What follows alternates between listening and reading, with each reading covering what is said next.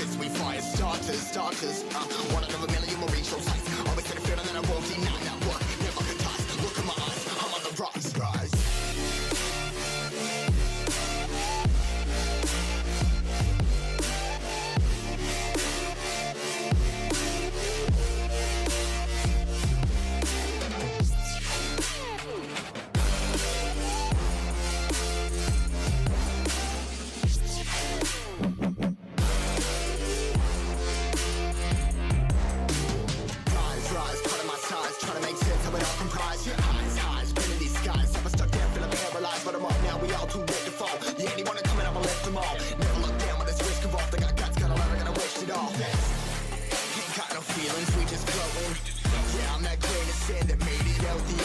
A couple milli now, I'm causing a commotion. I've been coasting, hear my name around the world like an explosion. Rise up,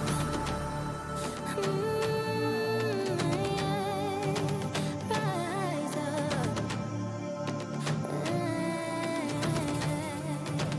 We are the apocalypse, and a bell that keeps us floating. As we fly above the stars, the hype won't scare us falling. So rise up. I'm too great to be landed. Rise up.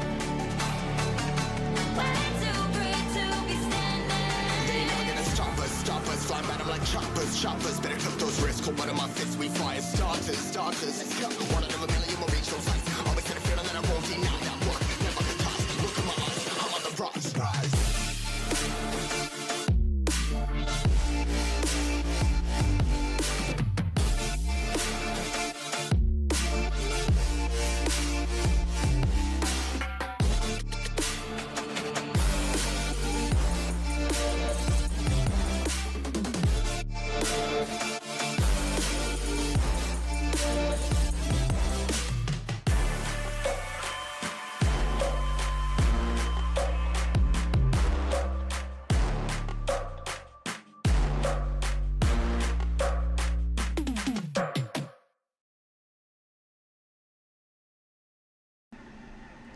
Hello and welcome to Underground Pro Wrestling.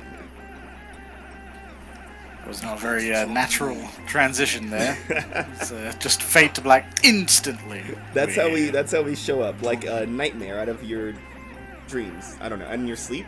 Sleep's come in the darkness. Yeah, it's like when Mike Reed appeared behind Yamamoto during that one match. And it mattered not, because Adrian Yamamoto still won it. Correct. And yes. where did that bring him? Here, tonight, the night of all nights, the night you've been waiting for, TENACITY. That's right, Ava. Tonight is TENACITY, Underground Pro Wrestling's first ever premium live event. So, tonight we have a packed match card, but first let's meet our commentary team. I am your main commentator, Madhouse. Over here to my right is my favorite undead person, Ava. Hey, Ava, say something to people. No, Okay. I'm evil now. And on my other side is my friend from a worse place than either Ava and I could be from combined, the UK. It's Camper. I will say something, because I'm good now. And I'm somewhere in the middle. That's right, I'm a centrist. So, Yeah. so wait, then shouldn't you be on the other side of Ava? Oh, yes.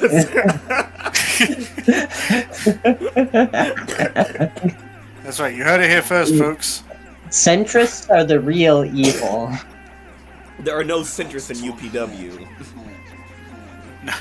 Well, what's a tweener then? It's different. It's different. Shut up. No, a centrist is a true heel. It's a monster heel. I will not have you defile the name of Mike the Reaper Reed like that. Well, everyone, welcome to TENACITY. This is going to be a night to remember. That's right, we have more matches tonight than we typically do on a normal show. Tonight is actually the inaugural night for a lot of championships here, all the championships here at UPW. we will see the Men's Championship, the Women's World Championship, the UPW World Championship, and both the Men and Women's Tag Team Championships fought for, and see our inaugural champions crowned for each title. Yep, Madhouse, that's more belts than a Kingdom Hearts game. I don't get that reference. Marcus would if he were here. Marcus isn't real. I killed him. Wow, you're really going into the evil thing, huh? I have to, legally. It's in my contract. We have some fantastic matches for you tonight. Last week, we discovered that the general managers and bookers of UPW had yet to decide what the triple match stipulations for the men and women's titles would be. We have figured out tonight that the men will be competing in a triple threat ladder match for the Underground Pro Wrestling Men's Championship. And the women will be competing in a triple threat Falls Count Anywhere match for the Underground Pro Wrestling Women's World Championship. Love a good ladder match. Get some of that verticality. You never see the Y-axis. That's right. Now anyone can die anywhere. You thought you were safe on the ground. You thought you were safe in the air. Nowhere safe in UPW. And let's talk about these triple threat competitors going to the men and women's matches. We have, for the men, Pretty Boy Omar, Nathan Perez, the Total Package, and Triple S tier, Shawn Spencer Shane. Now, these three men are definitely not the ones that I thought were going to go on to this far in the tournament. Nor the ones I wanted. Well, that just tells me you don't have what it takes to understand these men, what drives them, what propels them forward, and separates the cream from the bullshit milk. I assume it's somewhere between money and vanity. No, it's the will to do whatever it takes to win, and I have to tell you, these three men have that in spades. We also get to see the three women compete who have fought like hell over the past few weeks. We get to see Morrigan Grimm, Kimberly Cho, and the one and only Sunshine Sullivan compete for the Women's World Championship. Yeah, Sunshine has nailed some pretty solid competitors on her way up. She's gonna need a lot more than an impressive track record, because let me tell you, all three of these women have an impressive track record to get here. All three of them have fought just as hard, just as much grit and determination to get where they are here. If that's all you're bringing to this game, then you're just on the base level. You need to bring more. You need to be better, stronger, faster than every other person in that ring. As much as I hate to agree with Ava, I think she's right. The winner of this match will need an edge over the other two opponents, or, you know, you're not really going to make it to that belt. Well, luckily Sunshine does have an edge. It's called the very sun itself. We're also going to see two tag teams compete tonight for a respective men and women's tag team championship. First, we see Spike and Smash of the Brotherhood going against Kenny Valentine and LJ Oxley, Vicious and Delicious. Now, I'll be the first to admit, I did downplay Valentine quite a bit in the past couple of matches that we've seen Vicious and Delicious in. But last showing, I think, was actually quite impressive. He really held his own, where normally Oxley is kind of taking up the brunt of the weight of the team. Speaking of weight of the team, Spike and Smash are... They're titans to get around all the wordplay. They're huge. They're massive giants. And if I were LJ Oxley and Kenny Valentine, I'd be a bit intimidated getting in the ring with these two monsters. And they should, because monsters... no metaphor. They are quite literally the closest thing a human being can be to a vicious creature of death and destruction. And death and destruction is what they plan to visit unto Vicious and Delicious. But all that aside, it's nice to see a few good interracial couples here at UPW. It's get Get those mixtures going. You love to see it. In the women's side of the tag team division, we see Fabulous Truth taking on the Disciples of Darkness. Now, I think we touched on it last week. The Disciples of Darkness were expecting one of their members, Angelina Grace, to defeat Sunshine Sullivan and make it to Tenacity with them. But she is nowhere to be found after being defeated by Sunshine Sullivan, so these two are kind of on their own now. Blinded by the light, you might say. Well, I don't know, but maybe they'll get blinded by the truth tonight too. What do you think, Ava?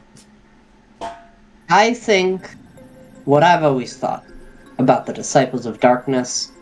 Sure, Angelina Grace didn't make it. Sunshine Sullivan was able to beat her, make her way to the women's championship match, as is her right.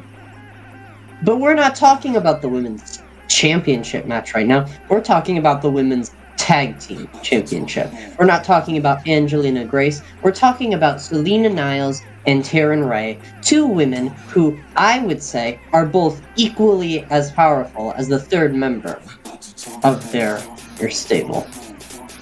The one who lost?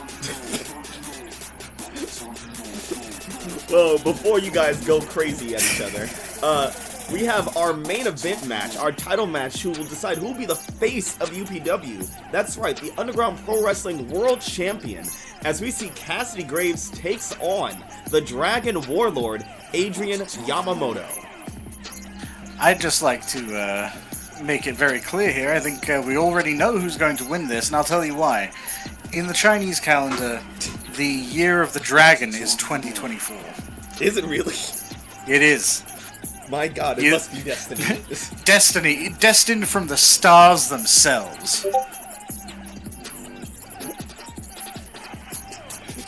Yamamoto is he is a vicious competitor. I will admit, he is powerful. He is strong. He's got it all. I gotta admit, but I gotta admit, Cassidy Graves might be his match here. Nah. Okay. Now, I have to say, this might be rare coming from me. But on this case, I think I actually agree with Camper. I don't like this. Cassidy Graves, he's not normal, and that's good. Because it gives him an edge in the sense that you're not always entirely sure what to expect. Yes, he does excel in that technical wrestling, getting people in holds where he exudes his power and breaks them down to their bare essentials. But at the heart of it, at the very heart of it, of who he is, he's a nice guy. And that's why he's going to lose. Oh, wow. Because Adrian Yamamoto isn't here to be a nice guy. He's here to fulfill his destiny as the Dragon Warlord of UPW. Well, that is an interesting stance from you, Abe. I wasn't expecting that. But we'll be starting soon, but we'll also be seeing other talents sprinkled throughout the match. Some that we've already seen, and one that we have not yet seen, who has been who was just recently signed to UPW. That's right. Her name is Rachel Votta. She is all the way from, I believe, the Netherlands. She right. Is, she's something. She's a freestyler, Madhouse. She's a dancer. She's gonna dance all over her opposition. Maybe, yeah. Probably. I don't know. There's some pretty tough competitors in that match too, and they have a bit more experience here at UPW than she does. So, well, let me tell you right now, this Rachel Votta, from what I hear, she's just a flash in the pan fad that won't last 3 weeks in this company. I don't know if I'd go that far. I feel like she has shown her own talents, just not in our stage, not in our ring, and not against our other talents, but I think she stands a fairly good chance. Plus, she has the advantage. Everyone else in this entire competition here at Tenacity has already been seen. Their styles have been observed, their techniques have been observed. Votta is an unknown element. That's true. That's true. She's a bit of a wild card. She is a mystery here in UPW, and it's not every day you get to debut at a company's pay-per-view event.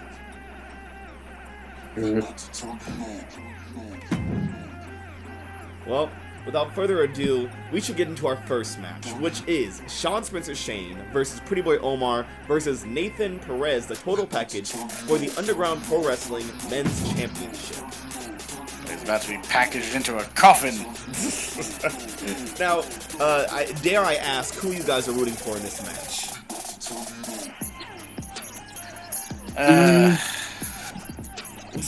It's hard. They are all very qualified competitors. They all, I feel like, have a fairly equal shot of winning, all things said. That said, I feel like I have to root for my man Nathan Perez. He is, as he says, the total package. You know, Omar has a style I'm not necessarily a personal fan of. You know my style. I love the high flying. I love lucha, that kind of thing. And I love Yamamoto, regardless of what he does. But I feel like he deserves to win. He put in a lot of effort in our first couple of weeks, and I feel like he's earned the right to show people who he is. I mean, if we're talking about earning and deserving, Shawn Spencer Shane, he might not like the guy, but he has shown that he is a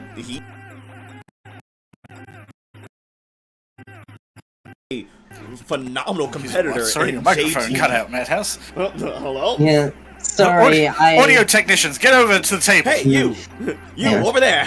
Get over here. Oh, that. Mr. Macho. Hey, how you doing? Oh. You have electrical skill. Oh, that's amazing. Why does he know electricity along with everything else? Doesn't that seem suspicious to you? Why would that be suspicious?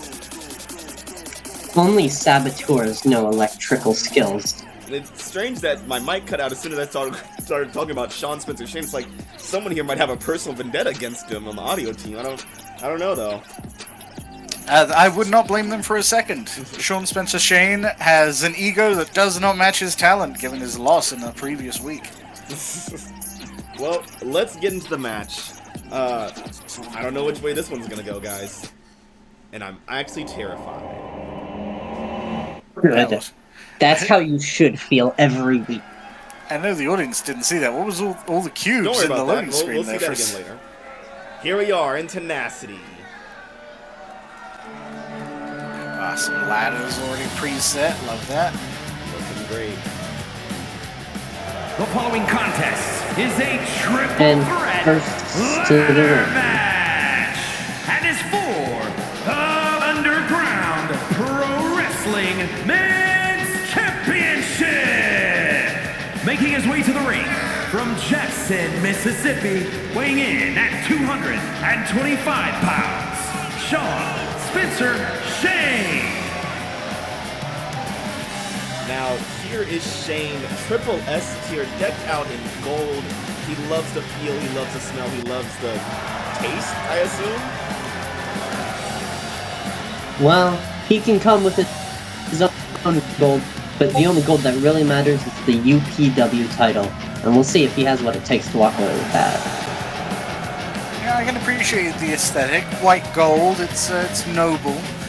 It's unfortunately, he's gotten stuck on the ring there. It's but you know, I just wish it were on a more noble figure.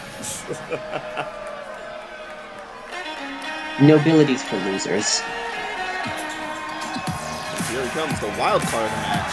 And his opponents, first from Riyadh, Saudi Arabia, weighing in at 238 pounds, Pretty Boy Omar. Yep, Saudi Arabian supermodel to professional wrestler, Omar showed that he's not just a pretty face here in UPW, but he is capable of taking home that belt tonight.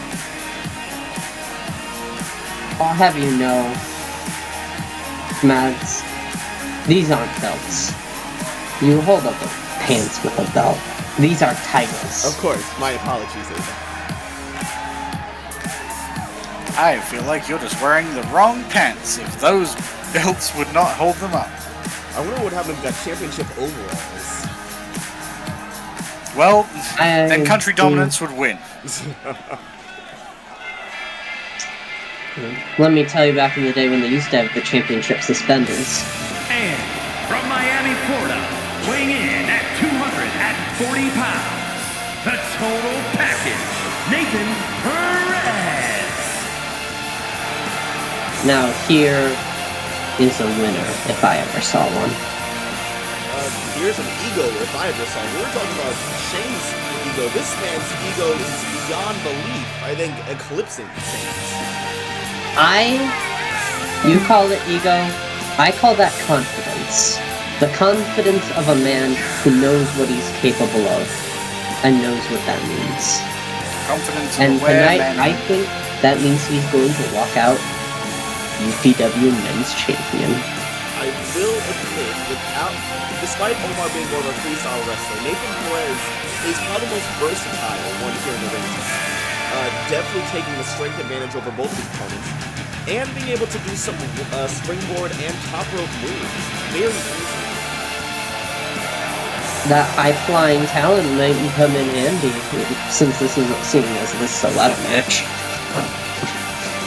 man is the most lethal opponent here in the match.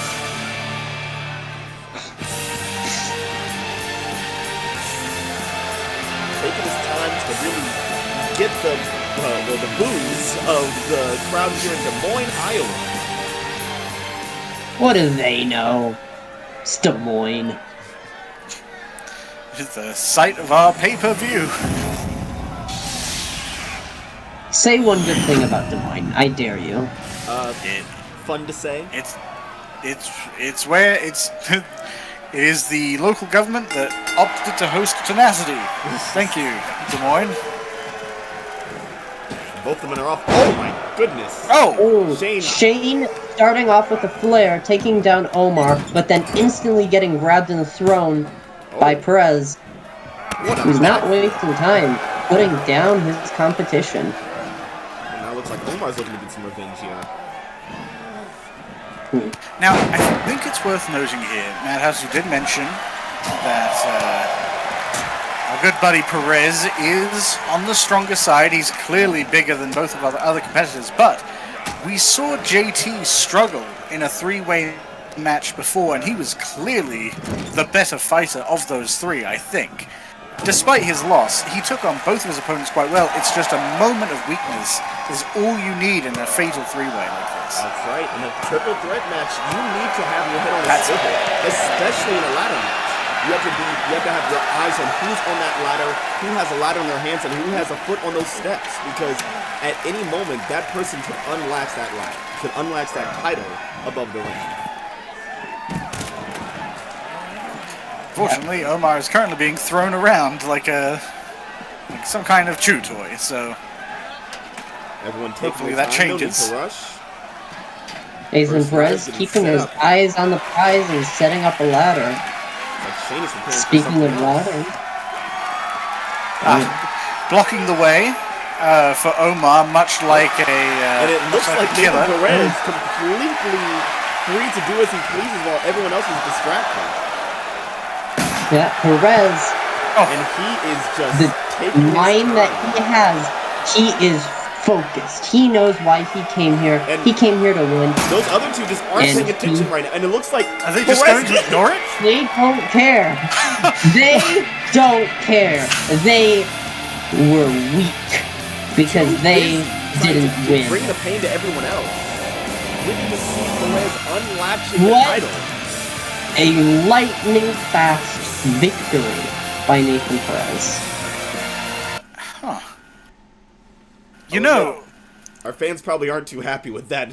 no, I was going to say the boos are earned for this one. I wonder if maybe Perez just paid off his opponents there, because I cannot imagine his opponents did not see him taking that belt up It on looks the like those opponents were primary just stage. seem to be pretty distracted. Yeah. You, both of you were saying you gotta, in these kind of matches, you need to keep your head on a swivel. And Nathan Perez, his head was like an owl's. The other two, not so much. What would be the opposite of an owl? A worm. Oh, Okay. yeah. A worm.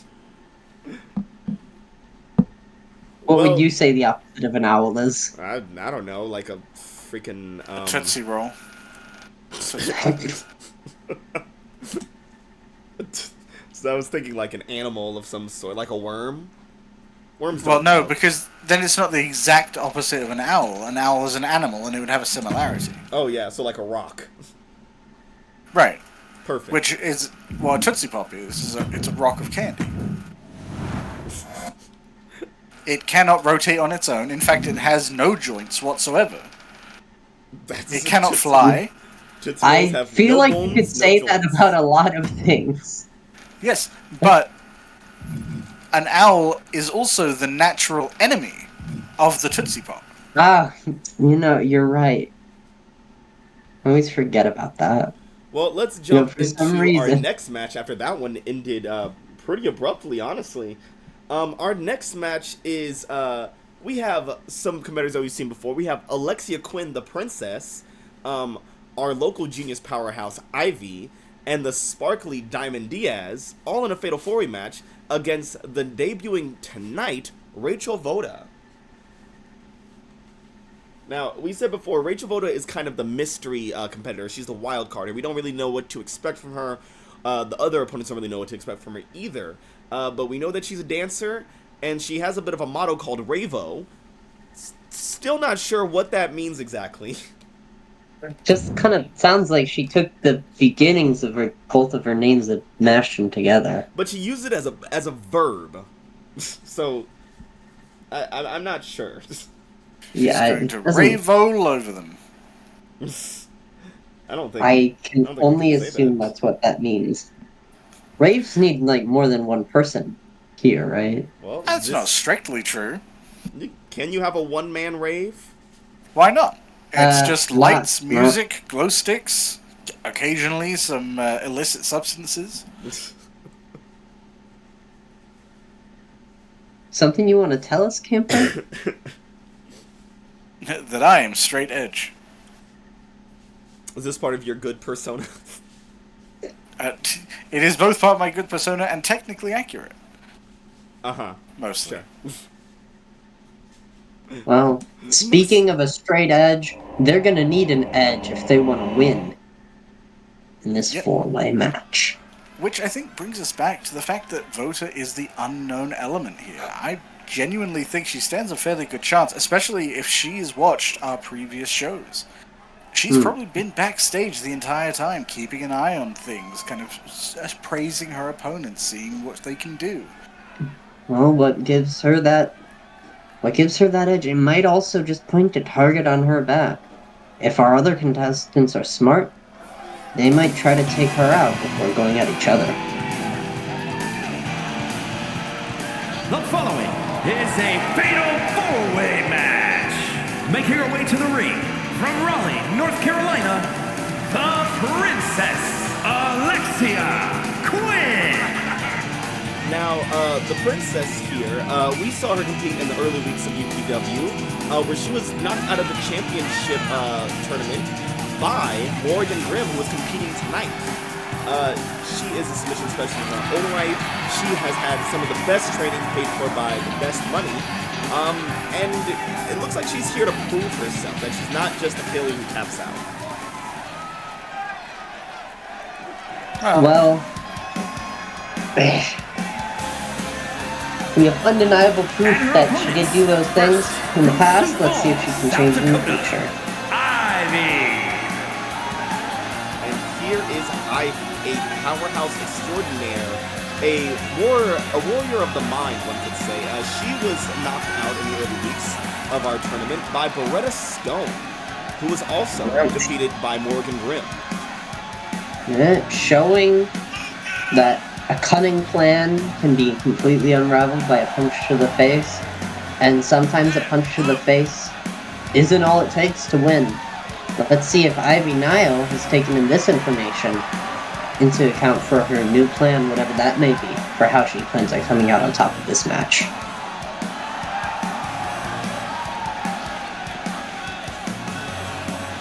Now we were talking previously, a triple threat match, you have to keep your head on a swivel. I would say a fatal 4-way match, even more so. At least in a triple threat match, you can rally with someone and team up against an opponent. A fatal 4-way, it feels like pure chaos there in the ring. Yeah. That's not just a head on a swivel, that's a head on a goddamn gyroscope. You have to pay attention to every dimension. And that's an entire, And from another Baltimore, axis of Maryland, attack. Diamond Diaz. Here she is, Diamond Diaz.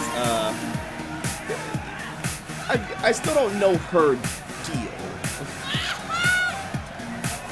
I think she's just kind of here to be herself. Well, that's nice. That's pleasant.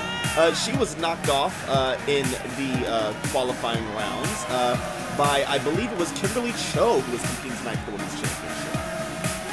Yeah, which in retrospect, given how Kimberly Cho has fared, I don't think Diaz stood much of a chance.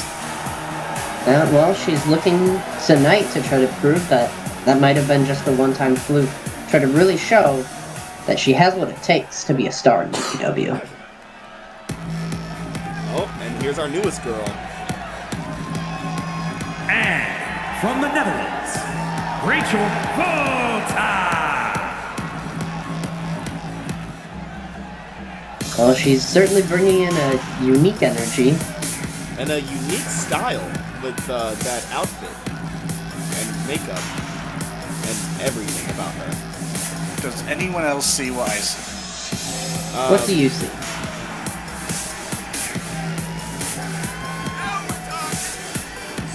Why don't you tell us what you see, and then we'll say if we also see it. Tassels, baby! Oh God! Yes, Camper. It appears that Rachel Votta is wearing tassels, I'm in. which I'm Let's sure see in if your mind tassels makes her are a winner enough for for her this to match win. already. It means she has flow, and as a dancer, that's proven even more. Which, And- if she's oh, and flexibility. In fact, didn't Diamond Diaz also do a split on the way in? she did a split on the map, but definitely not on the ropes. That takes some real skill and balance there. I think Votta might be trying to just show off that she's already one-upping her opponents before the fight even starts. Well, she's gonna have a I lot to do prove in like- this fatal 4-way match. I do like someone with a cunning side. Let's see if she's cunning enough to take the win. Not be that referee between these four fighters right now. Speak for yourself. Because Oh my God! I'm not Rachel usually Votta Oh, taking it to that. Oh. Rachel Votta ready to prove herself the second the match starts, going in for Alexia Quinn. Meanwhile, Ivy and Diamond Diaz are against each other. Here, now this is one of the key factors of a four-way match, of how it's different from a three-way.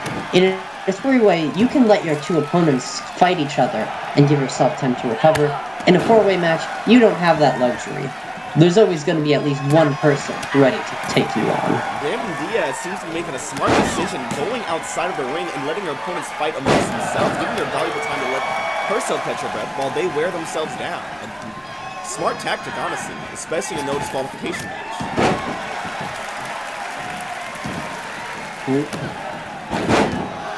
A little spin from Diaz, bring down Quinn. Meanwhile, Ivy getting thrown around, absolutely thrown around by Diaz. Diaz trying to keep her speed as her advantage, but it seems like Ivy might have caught her. Speed, sometimes speed isn't everything. to a point you made earlier, Mads, you were talking about teaming up on an opponent in order to weaken them down. I feel like the other thing you have to pay attention to in a Fatal 4-Way that is a lot easier in a 3-way match. You can't just take out one opponent and pin the third. There's almost always going to be someone else active in that ring. Trying to finally land a win for yourself against two other active opponents, it's not very likely. I would say another. Oh, what is Diamond Diaz setting up for here? Oh, it's her finishing move. Diamond in the rough.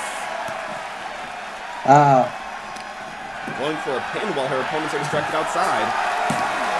Well, you said she was going for speed. She's certainly trying to prove that. Oh, Fortunately, once again, Ivy is able to power out of the pin. So Votta jumped right back up to her feet almost immediately, and just to get grabbed again. You gotta remember, the only way to lose in this Fatal 4-Way match is by pin and submission in the ring. So right now, Ivy and Diamond Diaz have the advantage, while Princess and Votta are kind of just hurting each other outside for no reason. I wouldn't say it's for no reason. Every blow you inflict on your opponent, whether it's in the ring, out of the ring, wherever, that is another chink in their armor, another avenue of attack, another place that you can tear them out from the inside Princess and with get a metal back. Votta quickly putting a stop to that. Oh, into a sleeper hold. Oh my. Giving the submission specialist a submission of her own. Quickly broken up, however. In a 4-way match, nothing lasts long at long. her face.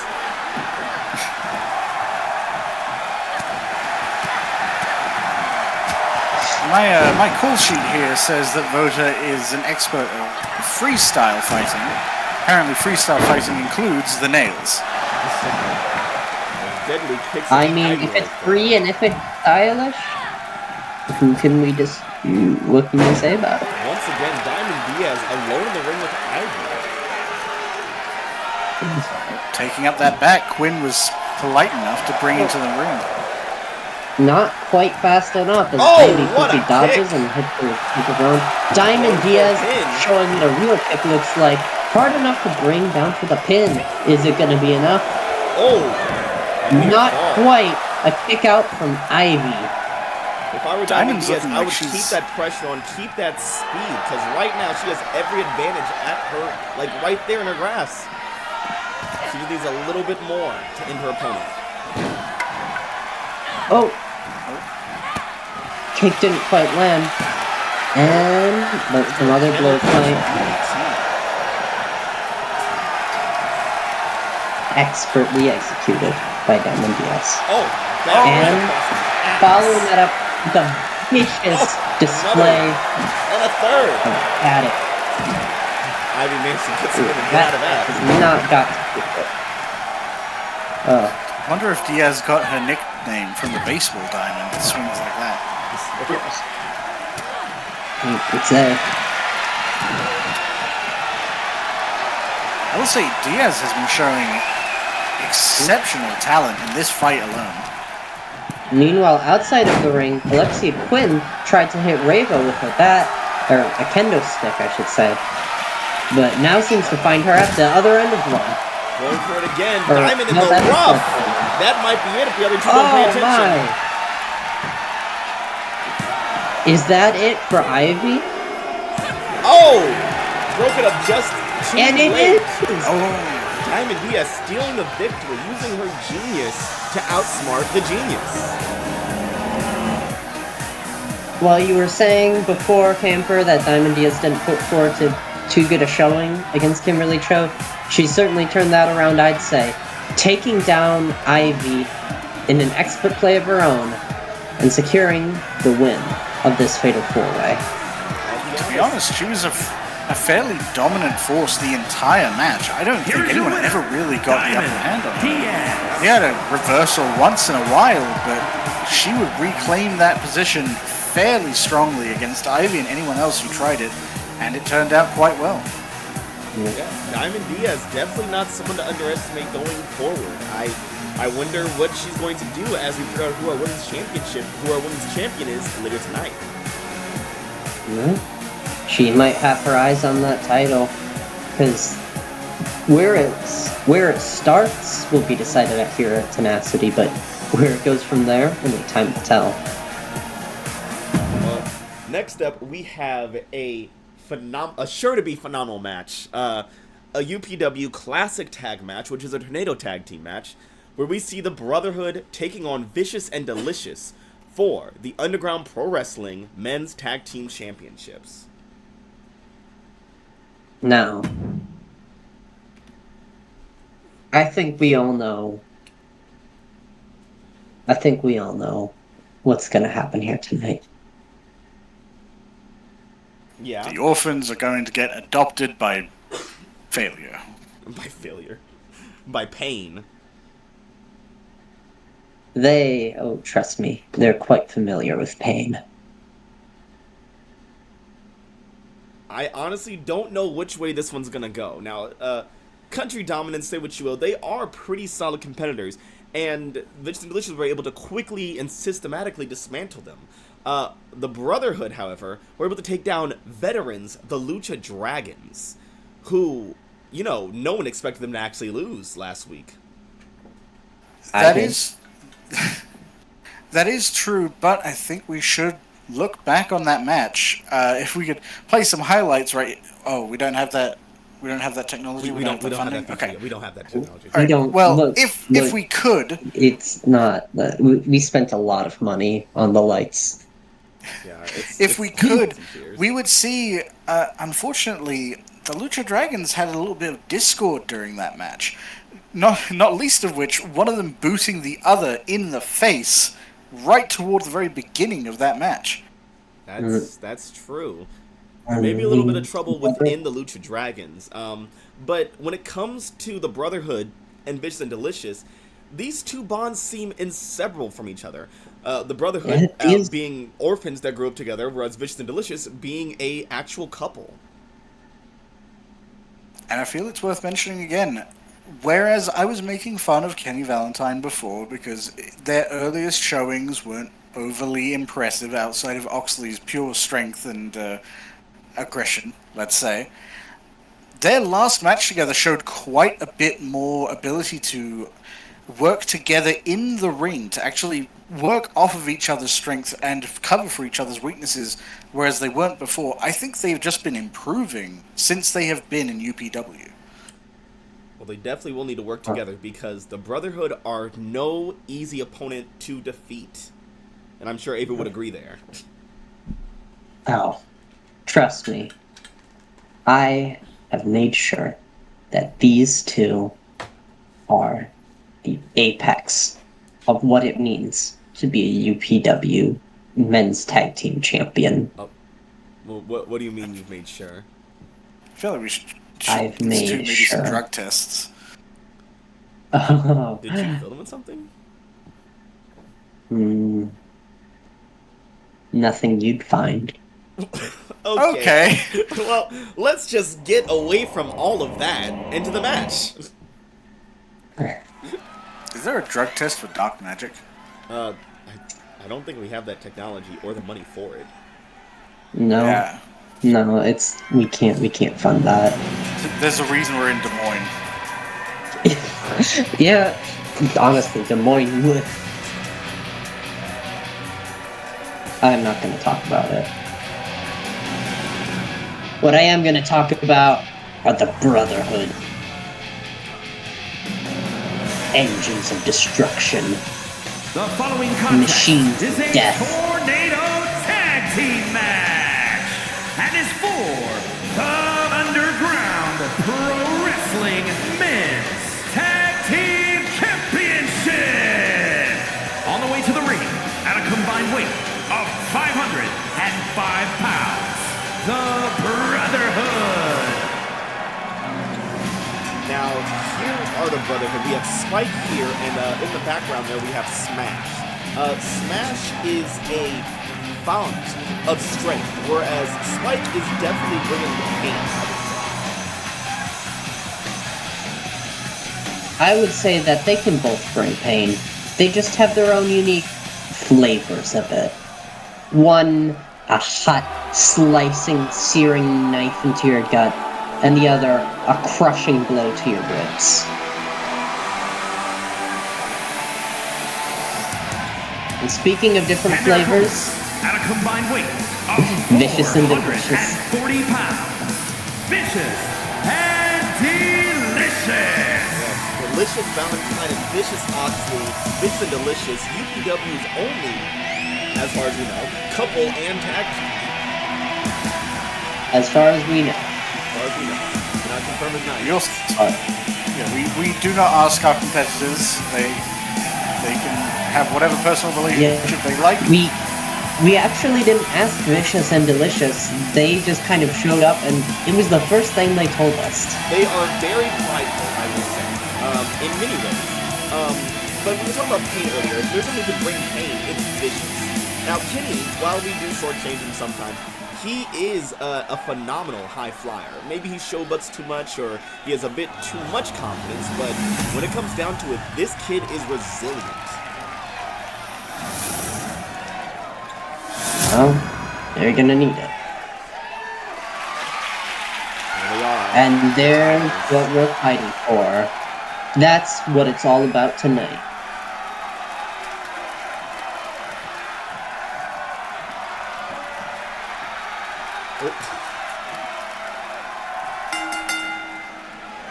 And there's the bell. Both teams squaring off and instantly choosing their own opponents. And the Brotherhood instantly setting the terms of the conflict, both of them smashing down the opposition in their own ways. Oh yeah, looks like Vicious and Delicious are starting off and losing him. LJ being the only one up. Oh, came back to his feet.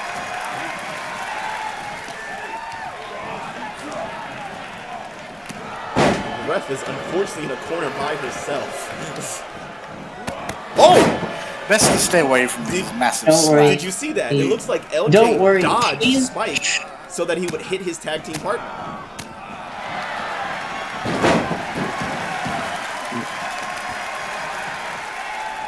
Vicious and Delicious at this very moment is doing exceedingly well as a unit. Well, they have recovered, it seems. How long, who can say? Into a quick pin from Kenny going in. Oh, Is that for a pin, but a kick out on one. Didn't have the muscle mass needed to put him down.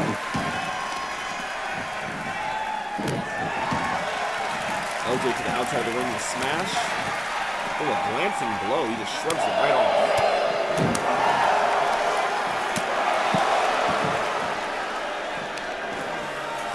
Just like the previous match, it can only be won by pinfall or submission in the ring. So right now the victory is kind of dependent on both Spike and Kenny Valentine. Oh, Kenny thrusting his hips at his opponent. It's just leaving yourself open. Oh, and tripping.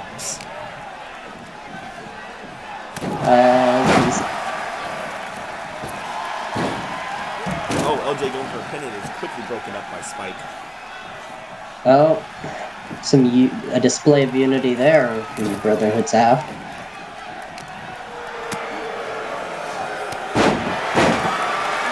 Kick to the skull from Perez. Oh, LJ in a bear hug position. Kenny's there to help him out.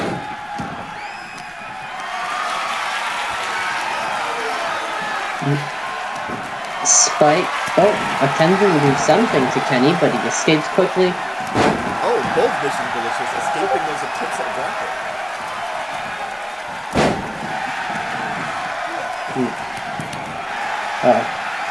Now Vicious and Delicious teaming up against Smash, and now looking to turn the tide against Spike. He's gonna have to deal with both, and no such luck. Oh, Kenny's up on the ropes. For the shooting star. And he's going shooting star press. Going in for the pin. Is this Oh, a near fall from Kenny. going to be it? We got to a 2 count though.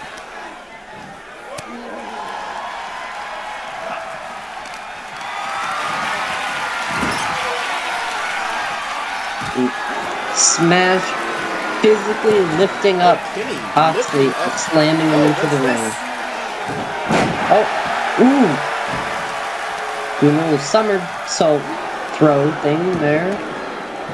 Oh, but Spike was waiting for it. Kick out at 1. Oh, out in 1? Kick out on 1. I'm sorry, did Kenny Valentine just break out on 1 against a member of the Brotherhood? He did. It seems like he did. It's hard to believe, but I have to admit he Yeah. did. Oh, just somersaulting off of Spike. Oh, And sitting him out of the Ooh, ring. an impressive display of acrobatics from Kenny Valentine against Spike. wait, did Kenny go from being, at least for me, the laughing stock here, to the MVP of Vicious and Delicious for this match? It seems Just like goes he to show is. that yeah, I mean, just goes to show Oh! that we can never trust Camper's judgment on anything. LJ slamming Smash his head in the ground and drawing blood, it seems. As B and D are taking it to Smash while Spike is recovering in the ring. I Kenny will is doing a admit, little things are dance. not looking good for the Brotherhood this match. Oops, Spike trying to gather his senses. Meanwhile, Smash is getting double teamed by Vicious and Delicious. Dismantling one of the members of the Brotherhood right now. Spike looking for his opening. Oh, Vicious side in the same size of Ooh. To the max. Into the kip up. Nope. It's like Vicious is trying to go for a one-cord lariat there, his signature, but it's like Spike ready. Oh, and Spike is doing his own signature here. The stump pull. Yes, I remember that one. Now Kenny is the one coming in for the save. And oh, what an offense! Oh! Oh, my goodness. Kenny throwing a faint jab so Spike LJ could come in with quickly- an aerial hook from the sky. Now Spike Kenny is quickly the one on recovering. his feet while Oxley is crawling out of the ring. Oh, but Steve's entering the ring. Here comes Smash. Oh, Smash instantly going for Oxley. And getting targeted by Valentine as the two trade off opponents. What is happening here? Vicious and Delicious are moving like clockwork. I don't think the Brotherhood were expecting this one. Oh, into a submission hold. Kenny's showing off, going to give him time. And Kenny breaking it up again. Oh, a fast turn too. He was fully aware. Spike instantly grabbing Valentine again and putting him down over the knee. Oh, That is not going to feel pleasant. I seem Oh, to have caught a second Spike. leg here. going after both members of Vicious and Delicious, and now finding his avenue of attack on the downed Oxley. Headbutt from Oxley, not as downed as it seemed. Oh, He goes for a pin, instantly broken up by Smash. Kenny back in the match. Spike rolling out of the ring. Smash all on his own. Jumping knee to the face. Smash is recovering, but he's against both Vicious and Delicious at the same time. Kenny, he's holding them off so Inside far. the ring. Oh, He's managed to catch with slamming him down. Oh, but an instant kickback instant up on the from half of Oxley. it. I think Spike spent more time on the ground than Oxley did after that attack. Kenny taking it on. Hey, you're in the crowd. Get your hands down. You're in the way. Oh, what a punch!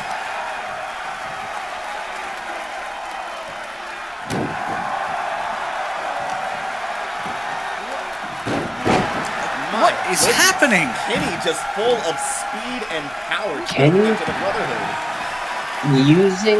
Using the weight of Smash against him. Bring him to the ground in many different ways. Oh, Smash. Smart to roll out of the ring right now. Is Kenny gonna do it? Did To the Kenny just... outside? Oh no, he's not. Not He's quite. smarter than that. He's decided that was not a good idea. Did Probably Kenny just... seeing Spike. Oh, go for him. Oh, he doesn't see LJ's behind him. Oh, Ripcord Spike lariat from Oxley showing off. into a pin. Getting hit by the ripcord there into the pin. Is this it? We have our champion, It is. ladies and gentlemen. Vicious and Delicious defeat the Brotherhood and are new Well, I'll let the answer say it. What I a just get so- display from Vicious and Delicious. We talked about them being in sync, but this was unbelievable. Staying dominant through this match pretty much in its entirety.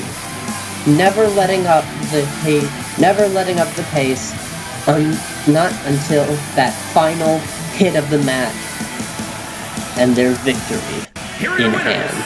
And there they Vicious are. and Delicious. Absolutely ecstatic. That's genuinely impressive. I take back everything I said about Kenny Valentine. That match was honestly a perfect showing for him alone, just regardless of their teamwork, though that too was excellent. Their ability to protect each other from various grabs, various submission holds, I'm impressed. Just like we saw earlier in this season, where Kenny puts on the speed and the pressure on the attack to make sure they stay divided, while LJ comes in and puts in that finishing blow with that that vicious ripcord lariat. Seems like Vicious and Delicious, our new champions, are going to be ones to watch for, and I am happy to do it.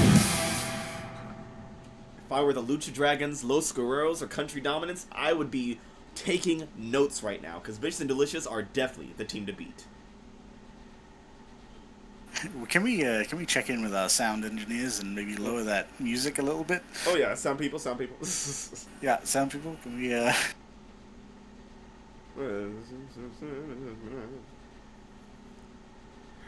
Tinker, tinker, tap, tap, tap. That's oh, hey Mr. Macho, hey, how you doing? Oh, you're a sound engineer too. A man of many masks. He's got it all. Sorry. So our next match, we have deciding our Women's World Championship, which is between Morrigan Grimm, Sunshine Sullivan, and Kimberly Cho.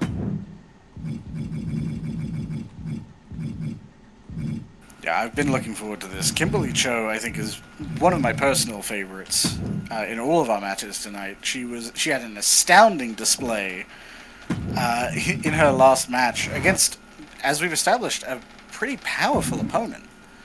Yeah. Going up against, I believe it was Riley Thunder, who is a dominant force, an amazing hardcore wrestler, but Kimberly Cho able to best her. Morrigan Grimm having also an impressive track record, taking out the Princess Alexia Quinn and Beretta Stone. Beretta Stone, who lots of fans thought she was going to be the one to take it all the way to the end and bring that championship home. I'll say, despite the fact I'm not Beretta Stone's biggest fan, I was also fairly convinced she was going to at least be here in the finals match, but Grimm has shown a surprising, I was going to say a surprising amount of tenacity, which is true, but, and I think, again, we cannot discount the third member of this lineup.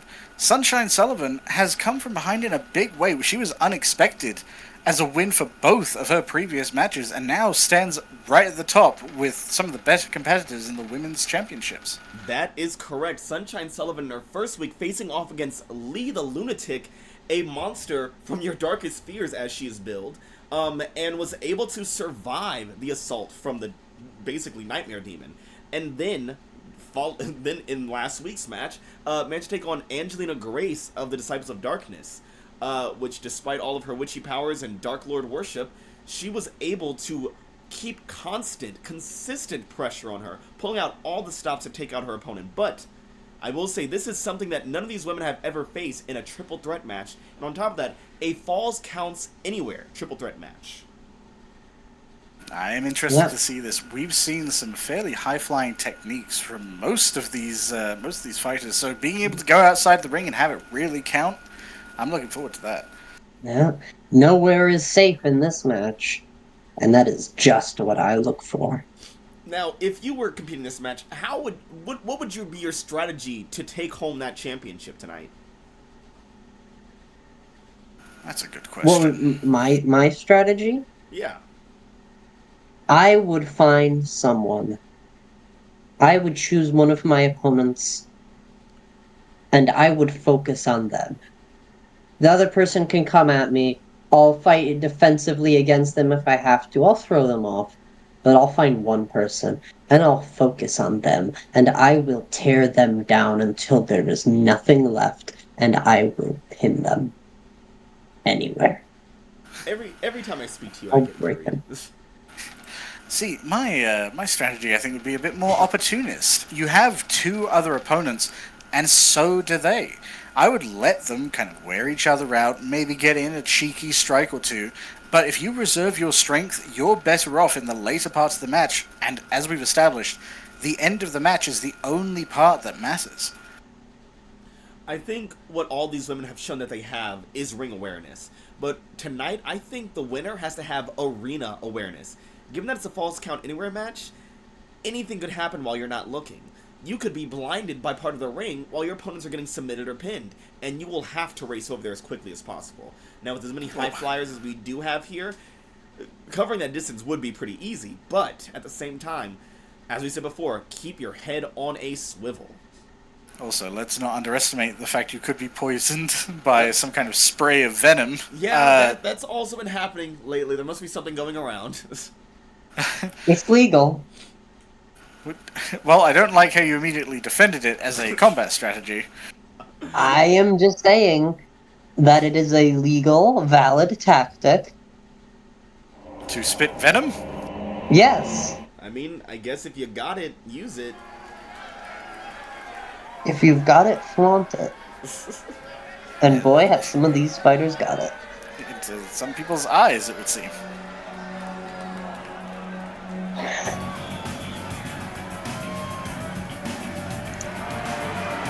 The following contest is a triple threat Falls Count Anywhere match and is for the Underground Pro Wrestling Women's World Championship.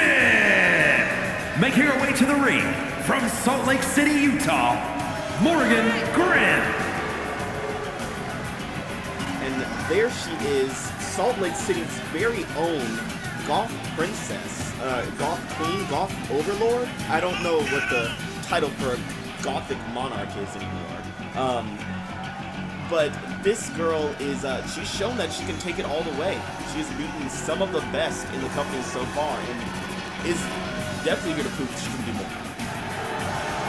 I believe, for that, I believe a Goth ruler, the preferred term is dumb.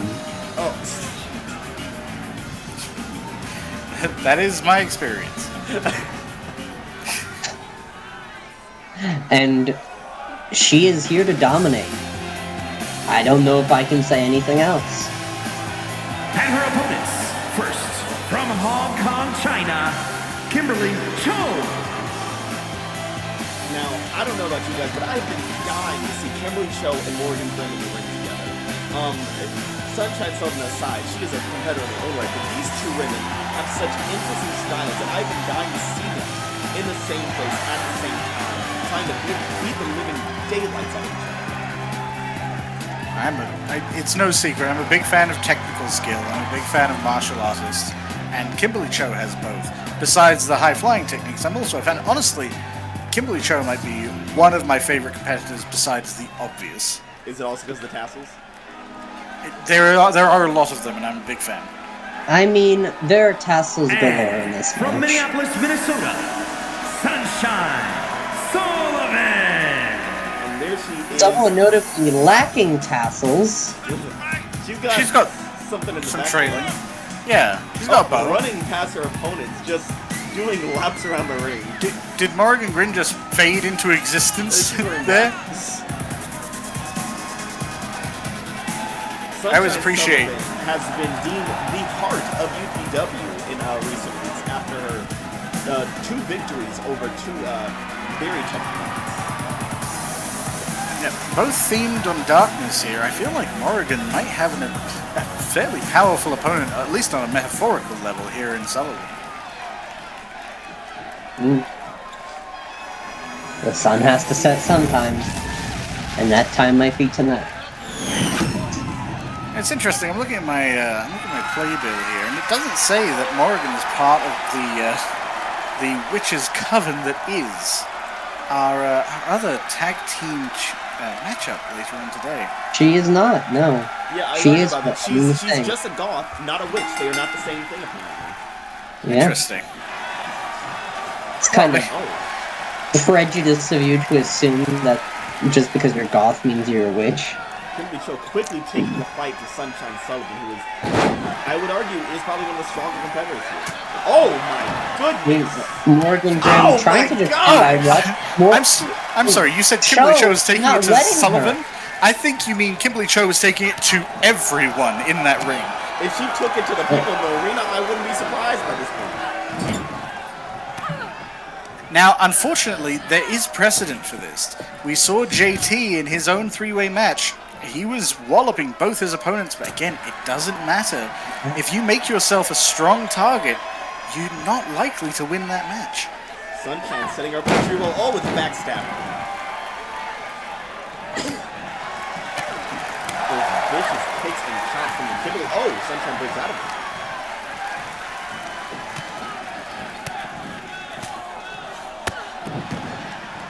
I feel like they might be bullying Sullivan here.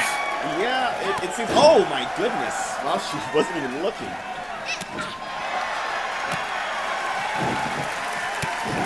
Kick to the back. Kimberly Cho being the only person standing right now. Oh, I think she might want to keep it that way. Oh, Oh. Sullivan says no.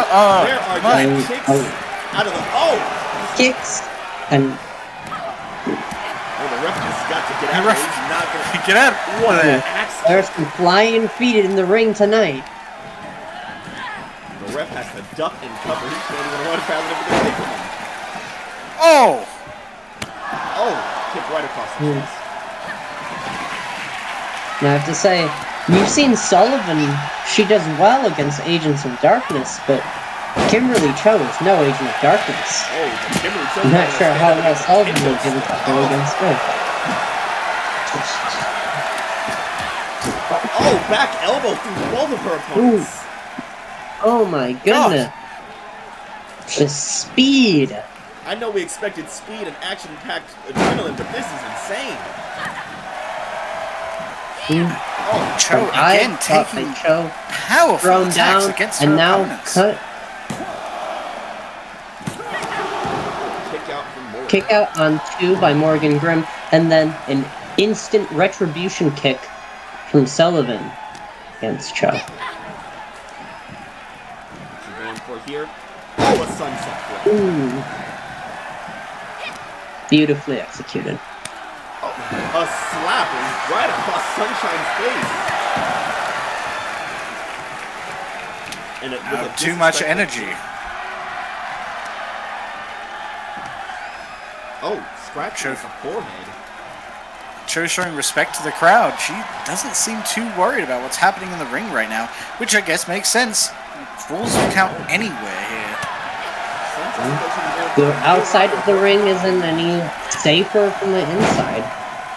In fact, with the environment, the outside of the ring might actually be more dangerous. Sullivan just getting Cho out of the way. You know, I think Sullivan might be going with Ava's strategy of Oh. focusing on one. Never mind. Sullivan showing that sunshine speed right now, going from opponent to opponent, keeping them separated. But she better turn around. She doesn't see the kendo stick. She's about to feel it. Oh! She managed to catch Cho, but took Morrigan to the back of the legs instead. Yeah. Morgan now taking on Cho, and now not. And Sullivan and Cho are back at it again. Bringing Cho down.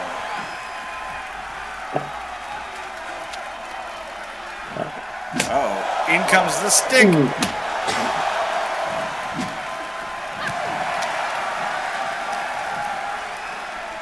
Oh. A deadly combination from Cho. Oh, knees to the face. Grimm's back in the ring. Oh, Looks like she was setting up for the Chill Express there, but Morrigan Grimm knew that it was not time yet.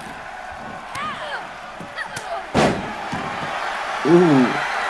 Uppercut slap. Oh, but Cho's back on her feet. Oh, Morrigan Grimm's looking to put her right back down. Oh, right to the forehead.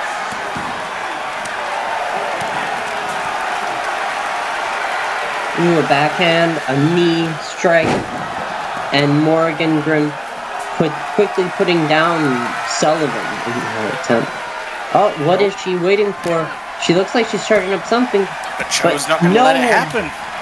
No one getting a second to prepare anything. This match is lightning fast on all ends, and with the competitors involved, that's no surprise.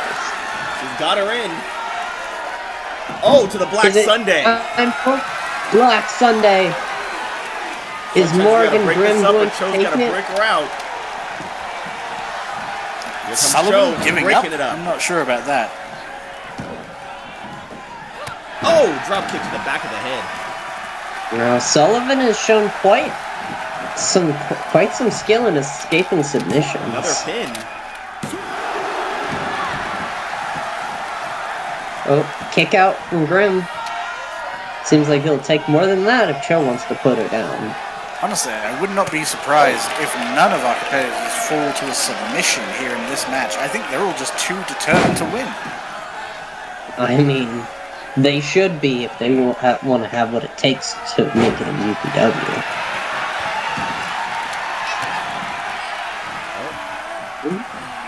It's like Sullivan. And another sunset flip. Beautifully done. I can't imagine that the women in the match right now aren't exhausted after all the speed and running around and lifting they can do. Well, they're gonna have to fight through that exhaustion because so far, I'm not sure if I could tell you which one is gonna win. Oh, throwing Sunshine out of the ring. Oh! Painful with a kick. Cho taking the opportunity. Oh, she's going for it. Oh, but misses completely. Closer to hitting the ref than Morrigan. Oh, now Cho getting double teamed. Oh, now Sunshine getting double teamed. Now Morrigan getting double teamed.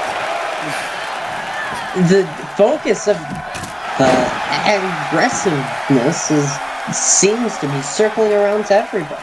Oh, no one is spared in this match. Looks like for just a moment there, Sunshine thought about the Sunny Senton, but looks like she's going to put more pain to her opponent. Oh, into a pin. Morrigan Grimm is there to break it up, though. Oh, another pinner on Kimberly Cho. Oh! Morrigan breaking it up again. Morrigan breaking that one up, too. Shockingly, Grimm is not going to let an opponent win. Cho will not let Grimm get off her attack. She just won't let it happen. Oh, and probably for the best. Those deadly kicks of Cho. Both opponents up. Anyone could be getting hit with this. Oh, it seems like it grazed both of them. Oh, what's this? A double team. Oh, suplex to Morrigan Grimm. Both of them working together to throw Morrigan Grimm over their shoulders and instantly turning on each other. Alliances do not last long in a triple threat match.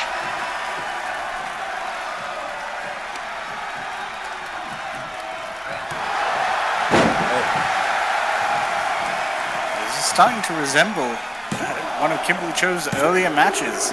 Just showing a devastating amount of control. What? Kimberly Cho hitting Sunshine Sullivan. Honestly, it's about what I expected when Kimberly started showing off that power early in the match. I thought maybe it was going to be another JT situation, but she just showed a dominant spirit the entire match, flipping back and forth between her opponents, both saying that all of them were fairly equally roughhousing each other. Yeah. It looks like that last at the end of the day just knocked Sunny out. Looks like she just was dazed that whole time. And Morrigan Grimm couldn't get there to break it. Here is your winner, and new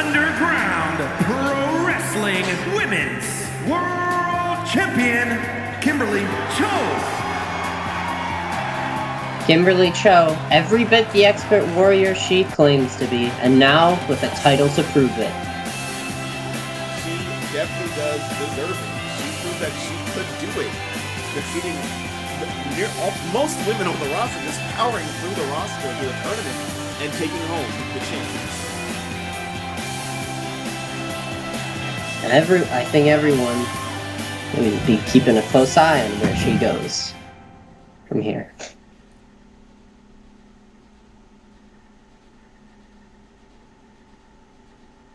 Well, folks, we will be taking a mid-show break as we prepare for the second half of our card tonight. Yes, I've got to wet my whistle. We will be All right. right back.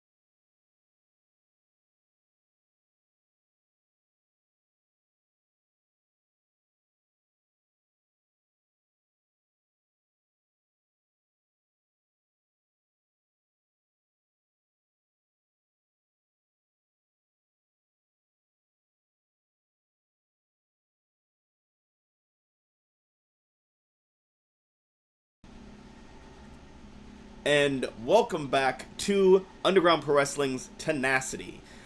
So far, the first half of our match match card has been pretty insane.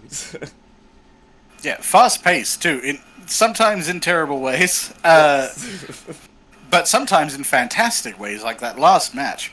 Yes, we opened up, just to recap everyone at home, we opened up with Nathan Perez versus Shawn Spencer Shane versus Omar in a triple threat ladder match for the men's championship, where Nathan Perez was able to scale that ladder very quickly with his high-flying prowess, while his opponents were completely distracted, basically trying to kill each other with the ladder. Yeah, I was going to say, I don't blame you if you did miss it. It lasted less time than that commercial break. It could have been a pre-show match, for all we know. Honestly, I feel like it lasted less time than that explanation. That's true. I feel like the entrances lasted longer than the actual match. Yeah. I think just Perez's entrance took longer than that match. I will say on social media right now, the men's locker room is kind of enraged right now as to that victory, saying that Perez does not deserve that title because it seems like he didn't really have to fight to earn it. But I mean, the rules are the rules. He scaled the ladder, he took the title home, and now he is our champion. Hey, if you want to be upset at anyone, you should be upset at Shane and Omar. They were the ones too caught up in their own little tussle that they lost sight of the prize that was literally sitting in front of them. Yeah, I can't I guess imagine they just didn't want to win more. I can't imagine for a moment they're not just blaming each other for what happened out there. We also saw a little women's showcase match where we saw Diamond Diaz, Ivy, the Princess Alexia Quinn, and Rachel Votta, who debuted tonight at Tenacity, all compete in a Fatal 4-Way match. And the winner was Diamond Diaz, who used her speed to separate her opponents, keep them distracted, and bring the hurt down on Ivy for a pin. By a pretty clear margin, I think, too. Diaz was dominant that entire match. Yeah, Oh, yes. never letting up for a second. Now, we know earlier in this month, Diaz was actually taken out of the tournament after being defeated by Kimberly Cho. So, I don't know about you guys, but it seems like Diamond Diaz is trying to fight her way back up to the rank where she can face this maybe future rival. I don't know. Well, that's going to have to be optimistic. She's going to have to win a title championship match at that point. We also saw some tag team action where the Brotherhood took on Vicious and Delicious. And Vicious and Delicious managed to win and become your new men's tag team champions. Their teamwork in that last match has been the best so far in any of their showings in UPW, I think. And by far, Valentine's best showing as an individual wrestler. Oh yes, Valentine definitely seemed to carry that match with his speed, keeping the opponents separated and giving Oxley the time to focus on bringing the hurt to one opponent at a time. And I will say, we alluded to it earlier where the Lucha Dragons last week accidentally hit each other. We saw something like that earlier tonight where Vicious was about to get hit by either Smash or Spike and managed to dodge out of the way so that his opponents hit each other instead. Well, that's the thing, Madhouse. I think what Vicious did was strategy. You're facing two opponents. If you can get them to strike each other and expend their force and energy on one another, you're at an advantage. The Lucha Dragons, I'm pretty sure that was not the situation for them. It's true. But regardless, Vicious and Delicious are your new men's tag team champions. And everyone in that locker room should be ready for them to come. Pause. Well, wait. And then we saw some women's action as we saw a triple threat match, a Falls Count Anywhere triple threat match between Kimberly Cho, Sunshine Sullivan, and Morrigan Grimm. That was the best match so far tonight. Phenomenal showing for the mid-card right there. Pure speed, non-stop movement. I don't think there was a time where two people weren't parallel to the ground, honestly. Yeah, you can say that again. So many times, any of our competitors would be attempting to charge up an attack, put in any amount of hesitation needed to put in a powerful blow, and they just wouldn't have it because someone else was just a little bit quicker on the draw and stopped them in their tracks. Yeah. It was an amazing showing from all three of our competitors all around, though clearly the one who came out on top was the only one who ever mattered, Kimberly Cho. Yes, these three women showed us what a triple threat match is meant to be about, and I couldn't be more happy to be part of that division with them. You're not in that division. I am in spirit, shut up. But on to what's up for the rest of the night. Our first match up here is just a little friendly exhibition match between Jason Pham and the wrestler previously known as The Lock, Elliot Rhodes. What? He's previously known as The Lock. Why do we have to keep mentioning that he was The Lock? I don't know. It's Who's like that a shit whole what he thing. used to be? It's this thing that he used to be The Lock, but he's no longer The Lock, but it kind of feels reductive to keep calling him not The Lock. I don't... Just call him Elliot Rhodes. That's his name. I mean, we could. This whole thing is being not The Lock. Not I the don't Lock think from it's that. Little Rock. Well, guess what? I'm not The Lock either. You don't see me touting it about. Now, we know from previous weeks that Jason Pham is a strong style submission specialist, whereas Elliot Rhodes is more of a jack of all trades kind of wrestler, capable of doing just about anything. We saw both these men get knocked off pretty early in the tournament. Jason Pham by Cassidy Graves, who was competing later tonight, and Elliot Rhodes knocked off by Tommy Sparks, who was then later defeated by Cassidy Graves. Well, a mutual enemy, sort of. In a mutual enemy once removed, for some. Yeah. Yeah, Like distant cousins of hatred. Yeah. But an enemy's enemy is sometimes just another enemy. And these two are here to prove that in tonight's match. I feel it's worth mentioning, both of our competitors tonight have finishers based in locking down their opponent. They're going to be grappling heavily to try and finish this match. That's true, that's true. I would honestly suggest doing more strikes to wear down your opponent's limbs and torso so that The when you following do contest is scheduled for it does one even more fall. damage. Making his way to the ring from Hanoi, Vietnam, weighing in at We'll say is- 225 pounds, Jason Pham.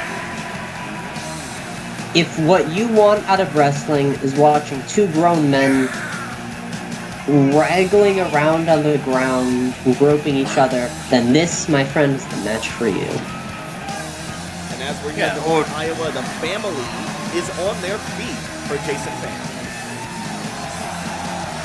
Oh, look at those tassels. I know who I want to win.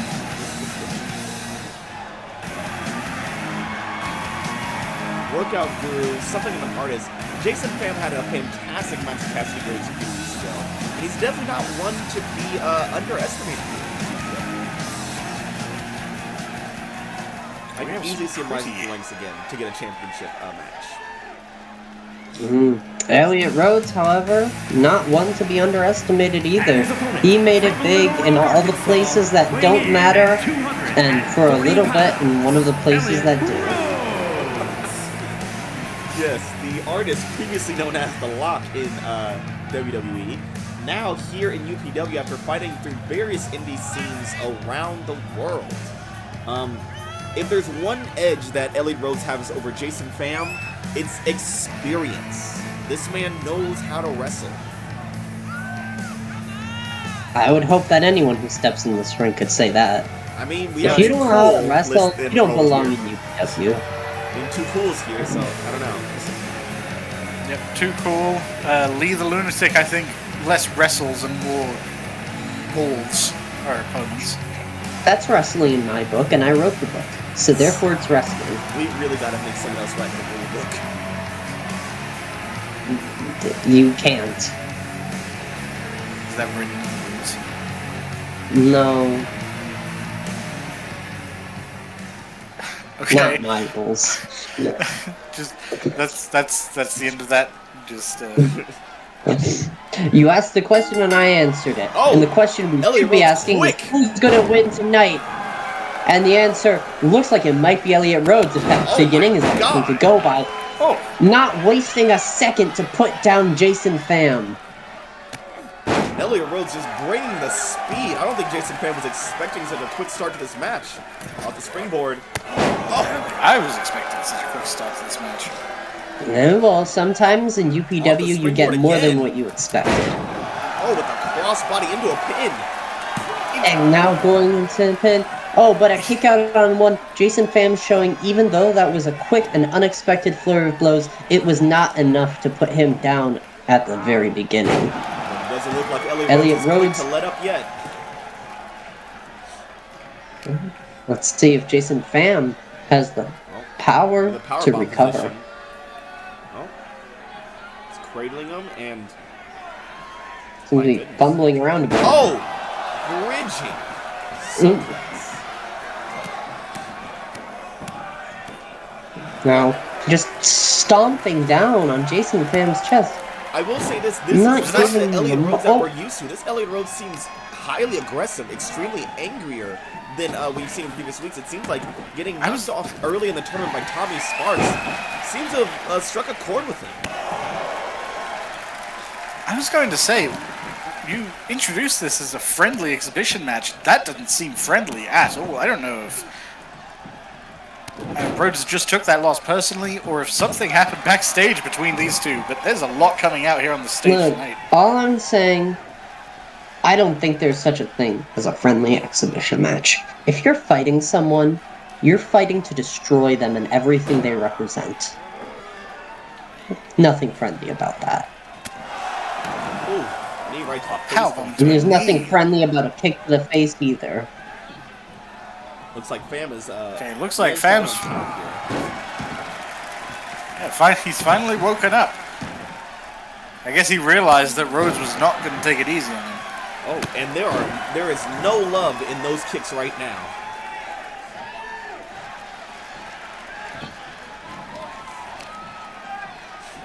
Seems like both these men have gotten on each other's bad side. You know, I could see... It seems as though Rhodes took this match just as seriously as any title match that we've seen tonight. I think Pham wasn't ready for that, but he has warmed up. Well, there's that Jason Pham smile again. Looks like he's starting to enjoy himself. Yep, one more time.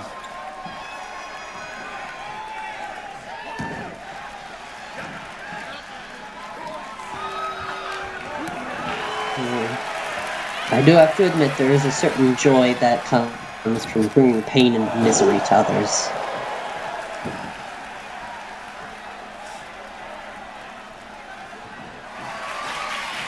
Oh, Jason Pham on the top rope. To the outside, kick right across the chest. Oh! Elliot Rhodes quickly getting up and delivering a series of strikes of his own. This stealing the rolling deathlock and putting Pham in his own finisher outside the ring.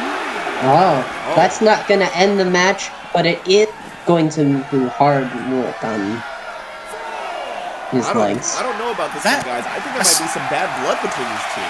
Oh, into an octopus hold. A submission move outside the ring is not going to get you any closer to victory, but it is going to put a lot of pain on the opponent, and there's no ropes for them to tap out. And not to mention a lot of pressure, because the referee's count is going up, and one of them has to get in the ring, or they're both disqualified. Honestly, at this point, I'm not even sure either of them cares about winning the match. It seems like they're going for damage. What did they say to each other before this match started? I am concerned at what happened. Oh my goodness, what a duck. Reversal for reversal. Oh, sliding right under him. Beautiful. This is what every match should be. Oh, punch to the gut. These two are just not letting the other one get a moment to breathe. This is what everything is about. This is what it means to wrestle in UPW. Apparently it requires personal beef. Oh, looks like what Jason Pham's going personal for. Beef. The rolling deathlock. He's showing Rhodes. He's showing Rhodes, this is where you do it. Rhodes. Is Looks like he Rhodes did his gonna homework, tap? though. No. He's studied the rolling deathlock. He knows how to do it, and he knows how to get out of it. Oh, what a kick. Fire in these competitors for an Ooh. exhibition match. A series of brutal strikes on Jason Pham, knocking him down to the ground. Oh, Elliot Rhodes hyping himself up in the ring. And, oh! My God, the air! Jesus. Fling himself out of the ring without a care in the world. I don't know what Jason Pham did to unleash this from Rhodes, but I think I have to thank him, because this has brought me more joy than I ever thought I could feel. What Jason Pham I'm not did, sure this is Pham like it's did. all Rhodes. Jason Pham's a smiley guy who I'm never not- wishes any harm on anybody. I'm not sure Jason Pham did anything because he seemed to not expect that flurry of attacks at the beginning of the match. He's as caught off guard by this as anyone. These two men I never running up said the he did it count on again. purpose, but something about Pham has ignited a fury inside of Rhodes, a rage that can only be quelled by the blood of his enemy. Count's getting high. Oh, Mongolian chops. Oh, bringing down to the Rhodes ground. cares. Oh! The count is getting real high. I think we're about to be at 9 here. The count doesn't matter. None of this matters. It never did. Now, Elliot Rhodes could have got a Resetting the quick count victory just to there. get... Oh, what's he doing here? Oh! What? This is... Into... Oh, what is he doing to him? Another submission outside the ring. What is Rhodes' problem with Pham? The fact that he could have got a quick and easy victory, put this away, he got a win under his belt, but decided to instead restart the count. Pham struggling his way back into the ring, Jason Pham letting the trying to show a up yet strong again. face. He's showing the crowd he's okay, but I'm not so sure. Oh, baiting his opponent to the outside.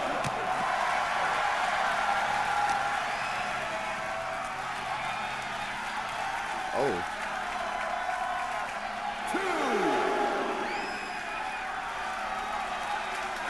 Oh, and then going in again.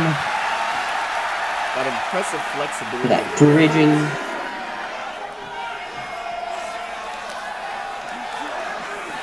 Oh, sending him into the barrier. Oh, Jason Pham waking up quick. Sling blade. Called up by a basement drop kick right to the face. I think Rhodes might be lucky that Pham is not taking this too seriously right now, although I can't read his mind. I would be offended. Those vicious kicks, Jason Pham looks like he's just doing damage rather than trying to win this match anymore.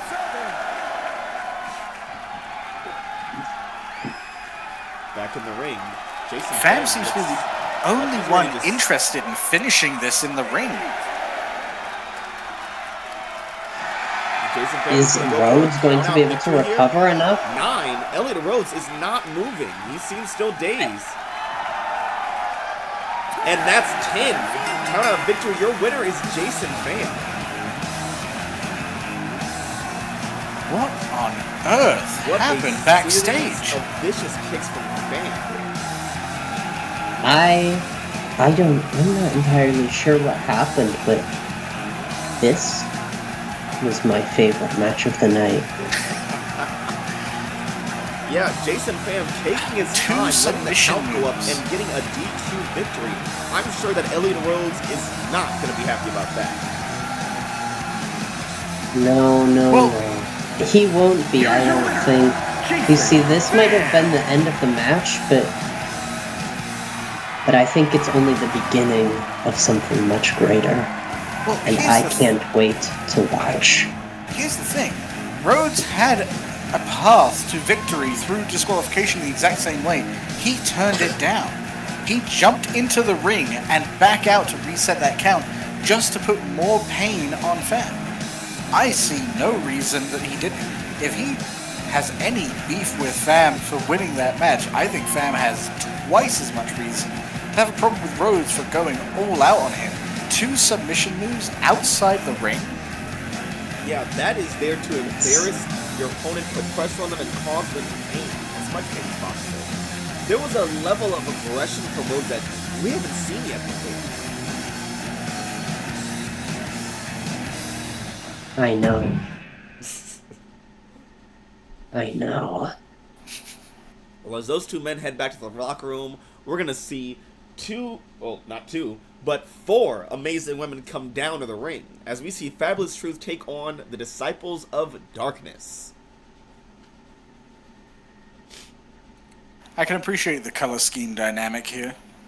Our classic white and purple from Fabulous Truth and, black from the Disciples of Darkness. But I enjoy the contrast. I'm a big fan.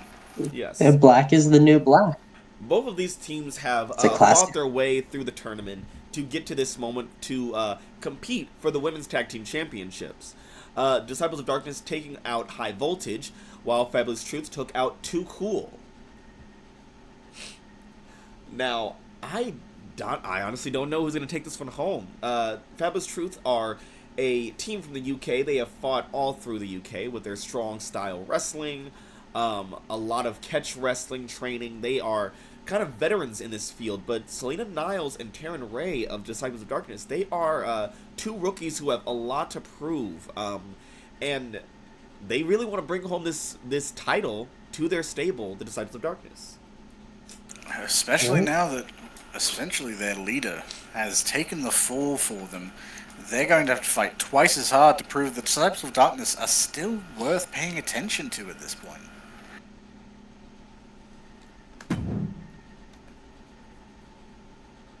So as tradition, this tag team match is a UPW Tornado Tag Team match, and it is for the UPW Women's Tag Team Championships.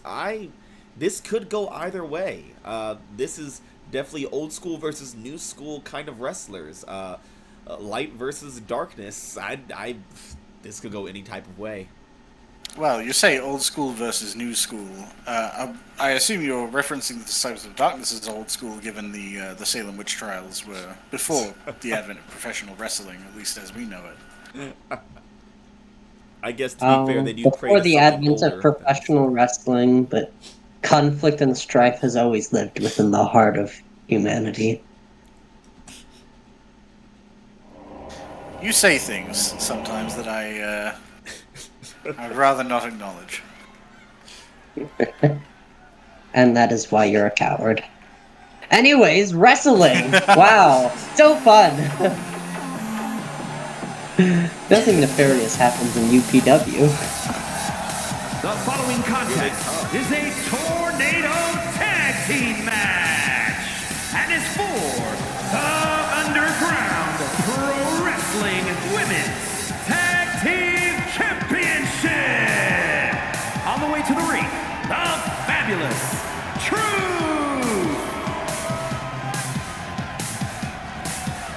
Yeah, these 2 women are impressive. Taking out the team that everyone expected them to take out, Too Cool. Though Too Cool did put up a strong showing in the week before. They were alright. I think they exceeded expectations, which would have been more impressive if those expectations weren't so low already.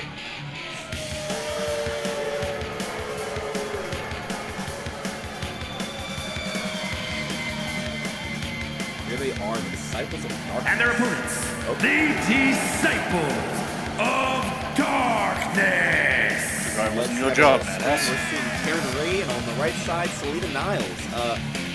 Taryn Ray is a fantastic striker. Her kicks and punches really did a great job putting away High Voltage, whereas Selena Niles is a powerhouse. Really hard to keep her down. I believe Niles was the sort of standout element of their last match. I guess we'll see if that's still the case, but the tag teams have been surprising so far. Yeah, I mean, from what we've seen of any other tag team match, someone who stands out in one match could be a weakness in the other one. that's one of the joys of a tag team match. There's always room for surprise. You can never go in expecting to know what you're going to see. Let's not forget the biggest surprise of this match. This is for the Women's Tag Team Championships. The person who wins, the people who win this thing, are going to be the faces of the Women's Tag Team division. Yeah, man, I understand that it's something confusing. When a coven of witches come together, they can be seen as a single entity. But they are, in fact, two distinct competitors. Yep, and there's two distinct skill sets. Let's see if Fabulous Truth have the skill sets not just to match, but to exceed.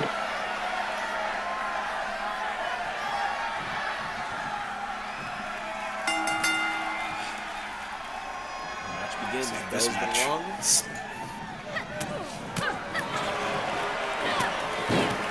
Ooh, the Disciples of Darkness taking a quick advantage. Yeah. It could go either way. We've seen in the past, a quick advantage sometimes means tiring yourself early, sometimes it means taking control of the match from the start. A hefty slam. Oh, another one. Niles just asserting her dominance immediately.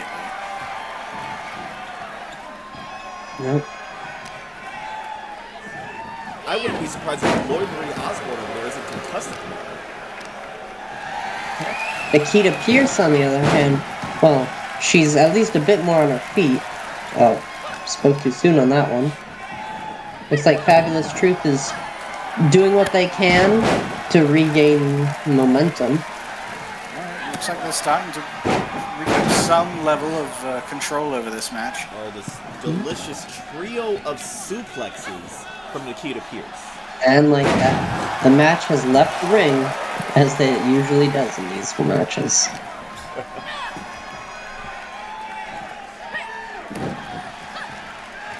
I mean, that's just the thing with UPW. The fights here are too powerful to be contained by anything, let alone some steel cables. Nikita's really was asserting herself in the ring and chasing down her opponent. Oh. Float over Catching her off guard. Meanwhile, Lauren Marie Osborne is not faring well against her opponent. Oh, Karen Ray's head right off the apron. Zane Niles coming to save her partner.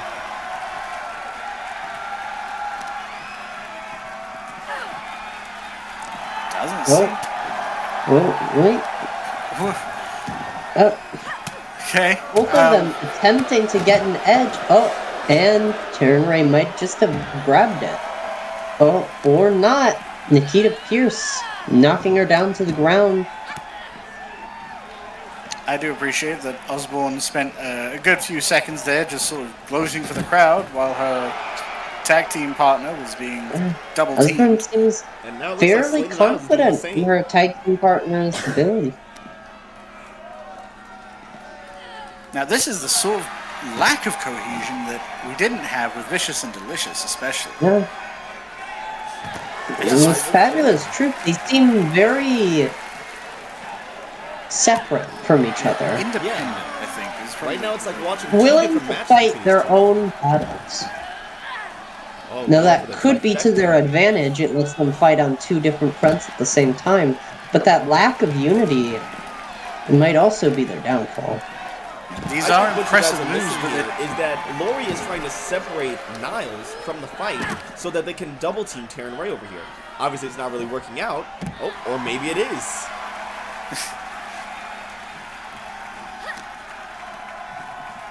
I would agree if the Fabulous Truth were in the same location for more than 10 seconds at a time. They seem to be dividing, No. not Yeah. doing a whole lot of conquering. but I doing some. don't know if I have seen anyone fight 2-on-1 in this match. I don't know if it's honor or split goals or what, but Oh, Can't see be Oh, honest. these two. Lori trying to hit Taryn Ray, but Holy grazing her fuck. partner there. You know, I think the Fabulous Truth might be dealing with the same problem the Lucha Dragons were dealing with. They're just not working in tandem so much as happen to be working in the same direction. Right now, Lori Marie trying to do it all on her own and failing against the might of the Disciples of Darkness. Which does bring us back to the original point. The Fabulous Truth are very well trained. They have a fair amount of experience. But I think this may be showing that as a tag team... Oh, quick kick out from Taryn Ray. Impressive after all that punishment she took. Oh. Iron Claw. Setting her up for a teammate. Oh my god, the Venom! The Venom! Oh, beautiful! And a kick I right love in the to head. see it. Niles right on Nikita to stop her from interrupting this grapple.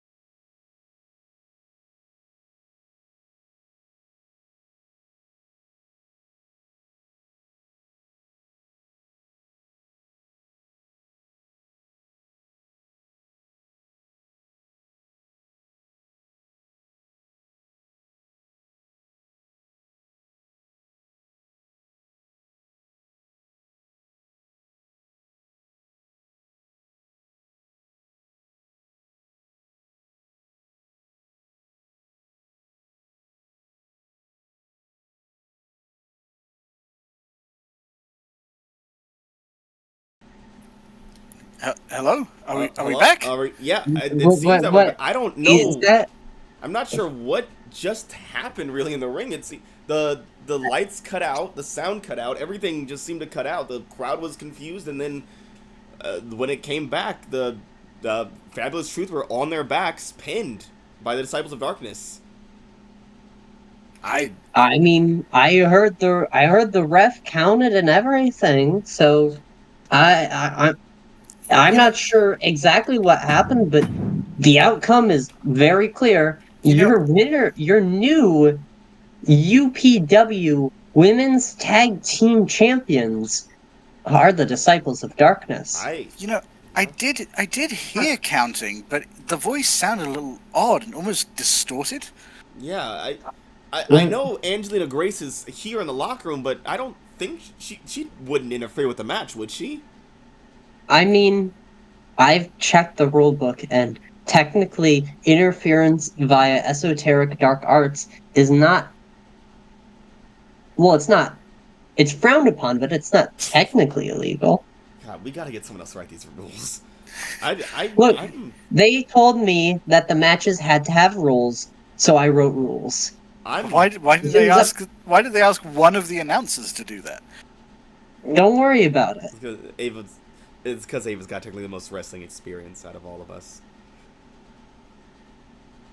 Well, I feel like we're going by wrestling experience. Mr. Macho, where are you? Oh, I think he's still busy working on the. He was gonna write the rules, but he decided to be nice and give it to Ava. Well, you know, look, I could pull out my contract, but I'm not sure if you guys would be able to read it. Well. It seems that the Disciples of Darkness, are your new women's tag team champions. I don't really know the logistics of what just happened, but they're here, and they are the winners, and the Fabulous Truth has been defeated, I suppose. Well, Gonna have to, I would say, go back in our recording to find out, but unfortunately, all technology got shut down all at once. Yeah. Very strange happenstance. yeah, some weird things happen here in UPW. What can we say? Yeah, strange things have been happening here. Anyways, It's almost like everything in the ring was run off one power source.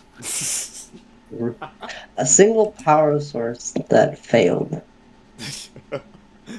Well, that brings us to our next match. Another, I hope this time it's a friendly exhibition match, where we're going to see Kenny Jordan face off against Kitty Malandra.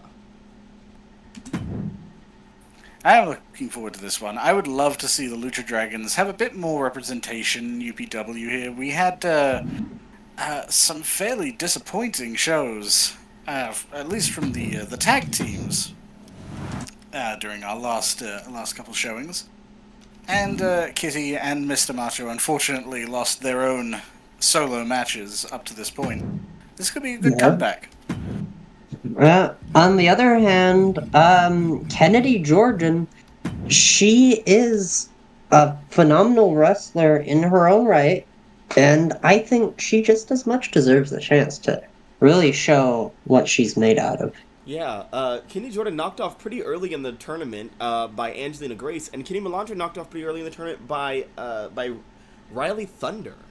So both these women have a lot to prove to show that they are here to stay and are formidable competitors here in UPW. Hopefully they're a little bit nicer to each other than Pham and Rhodes were, but, you know. Well... Once this is over, I'm going to go back there and have a chat with Pham and see if I can figure out what went down between him and Rhodes. That was... I mean, I was thinking about having a chat with Rhodes at some point. There's some stuff I wanted to talk to him about. Oh, whatever went down, I don't think it's over. Oh, wait, Ava, is that your contract that you just pulled out the... Oh, no. This is, don't worry about it. The following contest is scheduled for one fall. Making her way to the ring from Baton Rouge, Louisiana, Kennedy Jordan. That makes me worry. I think it's Tenacity Purple. Kennedy Jordan is cute. Oh, but let's focus. Wish I could completely support her. You wish you could support her? But she's just not a lucha. That's all it comes down to. Who isn't lucha. I like the classical styles. Well, Kennedy Jordan here, if you want to talk about style, she certainly has it in spades. If those spades were purple. And adept in bringing pain, I specifically remember her being a submission specialist. And you know how much I love submissioning people.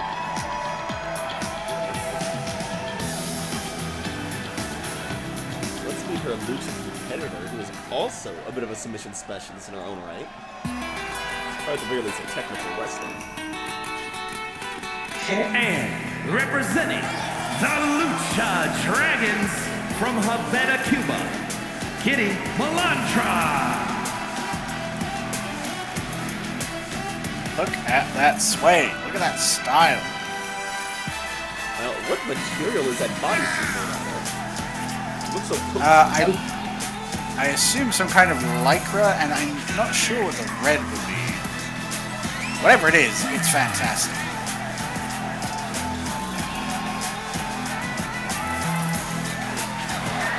Both these women could face house in their own right. Bringing both the allure and the lethality to their wrestling. It's a favorite phrase for you tonight, isn't it? I do love a woman who could kill. And these women, they got death in their eyes.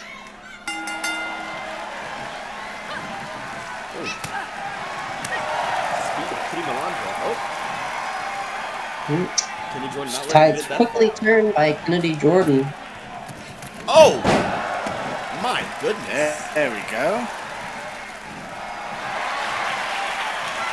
Oh, into an octopus stretch. Now that is just embarrassing.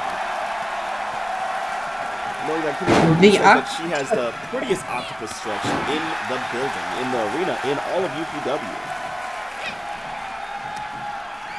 Must not feel too good to get put in the water on herself. Oh, But she got out of it pretty quickly, and she's turning the tables on Kitty Malandra. Well, here's the issue.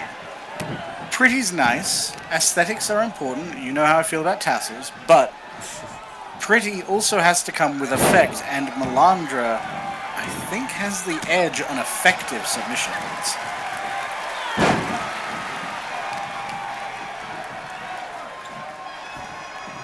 Oh.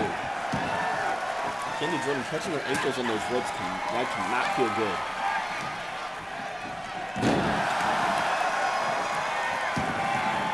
Slamming her face down to the mat. Oh, into a roll. Going for a pin. Kick out on one. Neither of these competitors are ready to give up just yet. Good dodge by Kitty Malandra.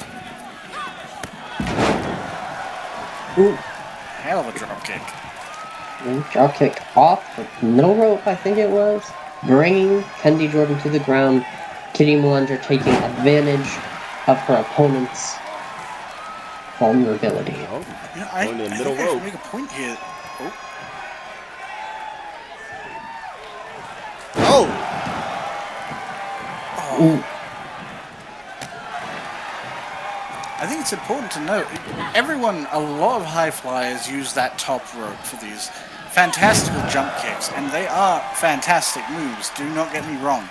But Kitty Malandra using the middle rope shows an expertise. She's going for the gut, she's going to wind her opponent. When her opponent's exhausted, it's a lot easier to make her submit or pin her. Oh. Kitty Malandra waking up a lot earlier than Kitty Jordan was expecting, it seems.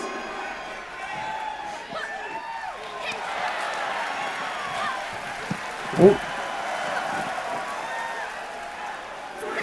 Kitty Malandra, the sole Lucha Dragon in Tenacity right now, she has a lot of pressure on her shoulders. She needs to represent her entire stable. And I think, honestly, she's doing quite a good job. My very existence in so many ways. Malandra has grace, has that smoothness you expect of a femme fatale, but you've seen those muscles. She covers up most of it with her outfit, but she is strong, and she is showing it right now. The way she's throwing around Kennedy.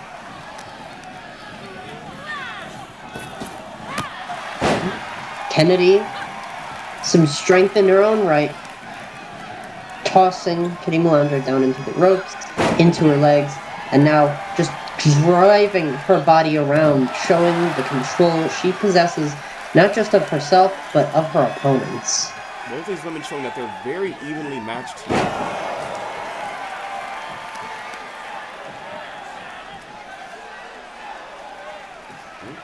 And a second slam, call up the first. Ooh. It's a good thing that mask is on tight, the way she's lifting her up by her head like that.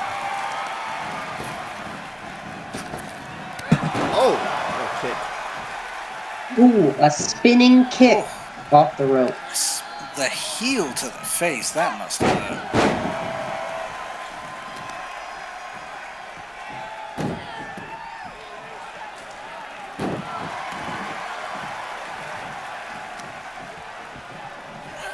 Leg hyperextension. An exchange of strikes. Ooh, And- Alexia. Ooh, tossing Kitty Malandra into the air, letting gravity do the rest of the work for her. Now, see, this is what an exhibition match should look like, Rhodes. Two competitors just at this. Whoa. Going for a pin. I'm going for the pin. Very close to the ropes there. Kick out. Oh, and a kick out onto Malandra. Quick kick up. And a boot to the gut. And tossing her opponent down to the ground. Becoming too predictable. Andy Jordan got chops of her own. Where's she going? What's she doing? Tossing her right into the turnbuckle. Ooh. Slamming down into her shoulder. Kenny Jordan, she's really feeling it. And she's showing Kitty Malandra exactly how she feels. Look at her strength. She going for it. Oh! Got a bit too cocky. Malandra saw that grab coming. It's ready to reverse it. There's a bit of a dance there, rotating around each other, trying to space things out. Oh, what a suplex into a pin! Go on. Oh, kick out onto both fighters, wearing down more and more. Kitty off the Malandra ropes. putting on a display for the crowd. Oh! A flying cartwheel.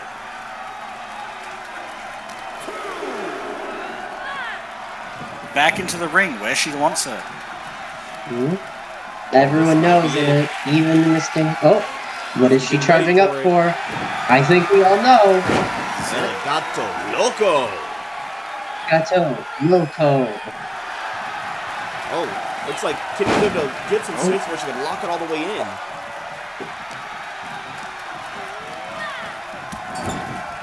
Whipping her into the corner. Going in for the kill. Setting her up. Slammed down to her back. To the middle rope again. Oh, she wants her up. Beckoning her opponent to their feet. Oh. Oh, what a sunset flip. And no, not a pin. Oh. No, Kitty Malandra isn't done. This cat isn't done toying with her food. Oh, again. Oh. Got another El Gato Loco. And that's it. Straight into Kennedy the Jordan submission. taps. And Kitty Malandra shows that the Lucha Dragons have still got it. Kitty Not Malandra done. They are classic. carrying the honor of the Lucha Dragons here.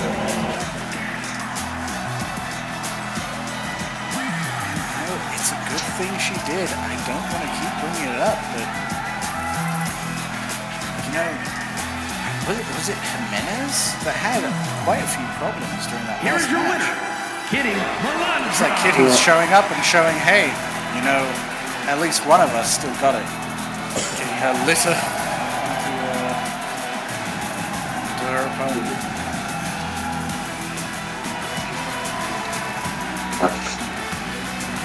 This cat has claws, and she is here to show that Loose Dragons are not here to go around.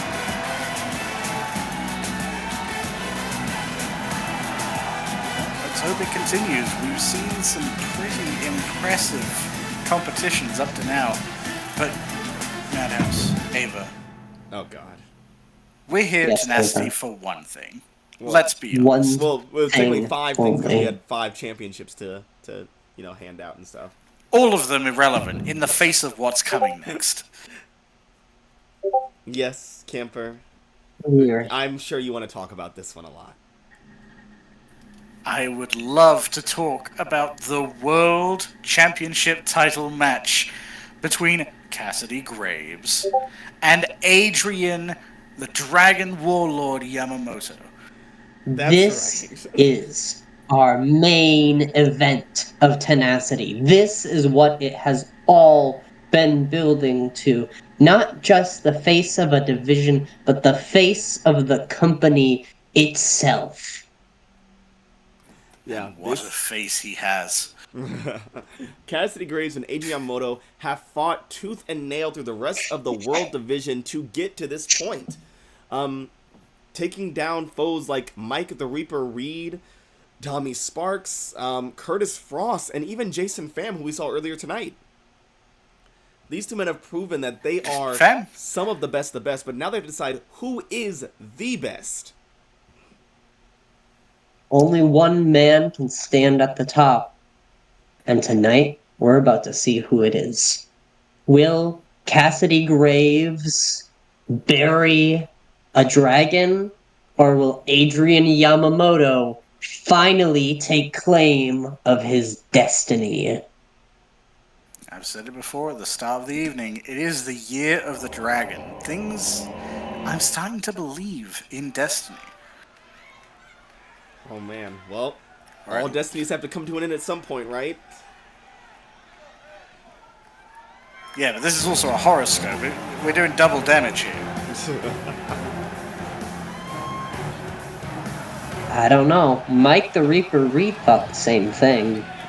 And look where he is. The following contest is scheduled for one fall and is for the Underground Pro Wrestling World Championship. Making his way to the ring from Richmond, Virginia, weighing in at 240 pounds, Cassidy Graves. Now, Cassidy has shown that he is, while being a very strange guy, is a very nice guy. And he is capable of taking all sorts of punishment. Going up against Jason Pham was no easy feat, as Elliot Rhodes learned earlier tonight. Jason Pham's been a submission specialist working on Cassidy Graves' legs, putting him into, I think, at least 2 rolling deathlocks. And Cassidy Graves was able to power out of both of them. And then going on to face Tommy Sparks, a high flyer, who, to be honest, dominated that match. But Cassidy Graves was able to systematically work in his attacks so that he could put his graveyard shift in at the opportune time. No one is refuting the fact that both of these men are accomplished fighters, adept in bringing pain to their opponents. Morrigan, weighing in at 225 pounds, the Dragon Warlord, Adrian Yamamoto. Now it looks like the Dragon Look at Warlord that. is in his full regalia here at Tenacity. He sees his destiny before him, and he is coming ready to claim it. You know, I think he heard that I like things with flowy material, and he came prepared. Came with wings. You think they work? I hope he jumps the top rope and we find out. Yeah. Adrian Yamamoto. Now, with Cassidy Graves being a submission specialist, Adrian Yamamoto, it's a very unique opponent for him to go up against, because Adrian Yamamoto, as far as we've seen so far, this man doesn't give up. He doesn't quit. His body does not stop. In his semifinals match against Mike the Reaper Reed, he delivered 2 Dragon's Fangs back to back to put his opponent down. Well, that's the only weakness with a submission specialist. A grapple, or a pin rather, is just about how you can hold the body down, but a submission requires the spirit to be broken as well. And Adrian Yamamoto's spirit is unbreakable. He doesn't believe for a moment that he can truly lose. He will let his body break if he can win with the rest. It would be a crushing defeat if Adrian Yamamoto tapped out to Graves tonight.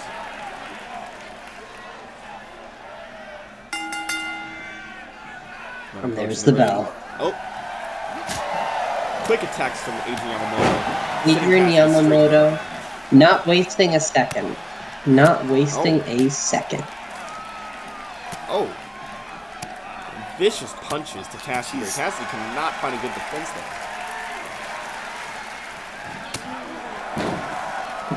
Oh, knees to the face, stunning. Oh. And then to the back as well. This is a smart strategy for Yamamoto. Keep Cassidy on the grounds. If he is vertical to you, he can put you in any kind of submission that he wants. Off the springboard. Oh! Immediately. Roundhouse kick. Not quite a dragon fang, but close. Perhaps A giving bit too Cassidy early in Graves the a night taste for of one of what's to those. come. Right now, Yamamoto is just dominating this match. Cassidy Graves hasn't had a second to get an offense in. Oh, here we go. Cassidy Graves he has the opportunity to turn things around. With a beautiful Finally. jump. Hot Wheels can First take blood. him. And looks like he's going for his first submission attempt with a gory special. And literally using his own body as a wrap to pull apart the opponent.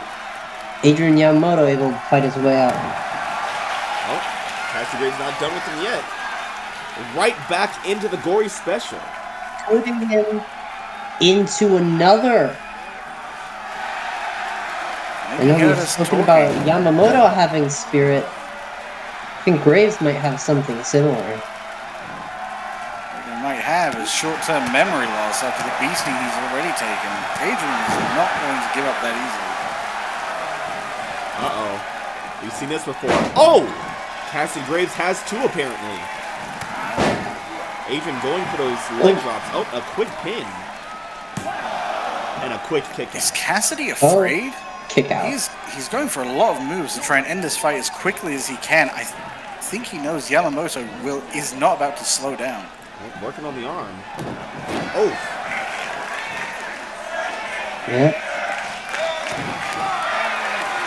Is he putting him up again? To another gory special. That stomp the arm, this one might be hard to get out I think of. might work. Now the problem that I'm finding here with Cassidy's tactics, while to a certain extent they are working, Cassidy is known for working on the arms. His specialty, in fact, is breaking down the limbs, wrist, arms, finger, every single inch of that limb. But when you're facing Adrian Yamamoto, it's not the arms you want to worry about. It's those deadly feet. Yeah, the source of that incredible my Dragon's goodness. Fang that we saw before. Cassidy easily dodging Yamamoto as he dodged the outside.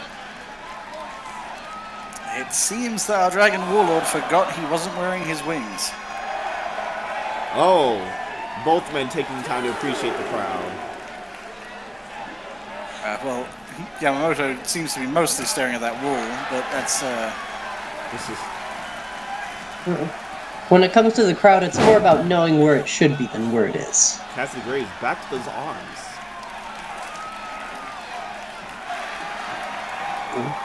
While it might not be defeating the offense, it is destroying the defense.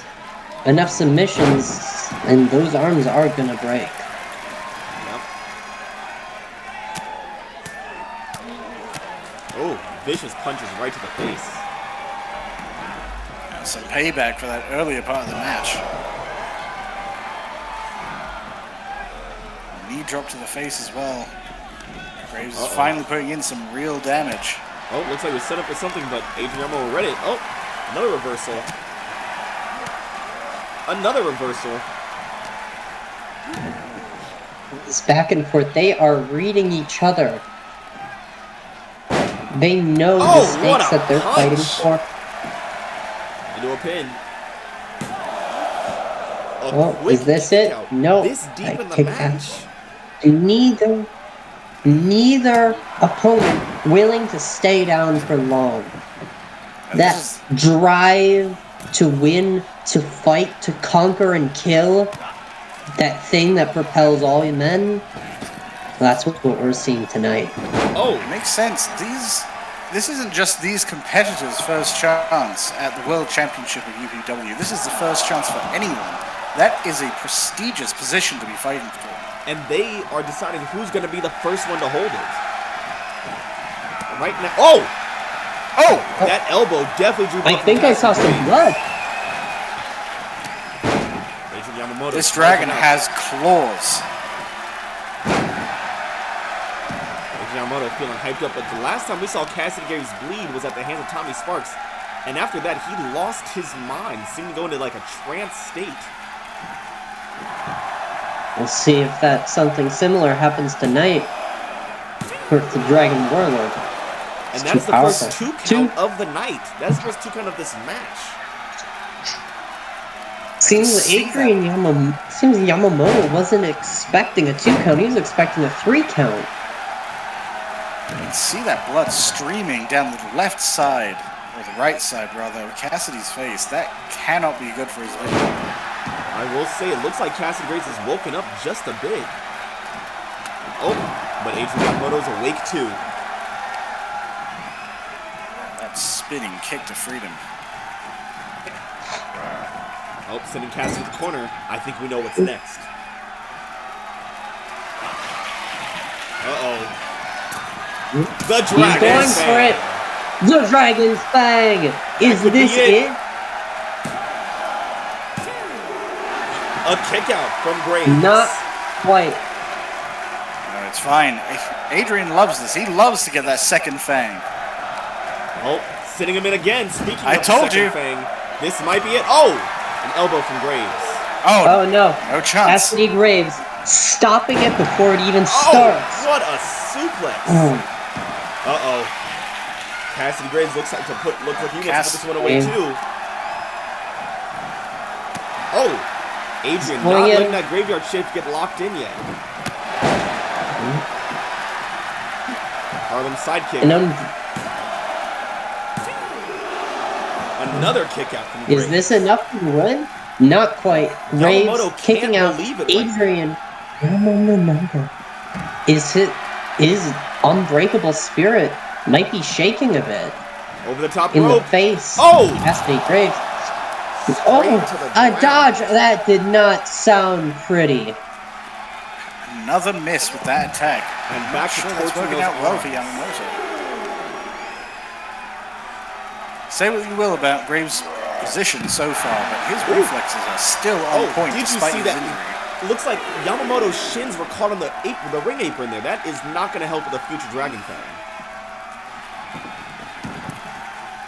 Cassidy Graves tossing Yamamoto back into the ring. Oh, good dodge. Yamamoto regaining what momentum he can. Another club to the back.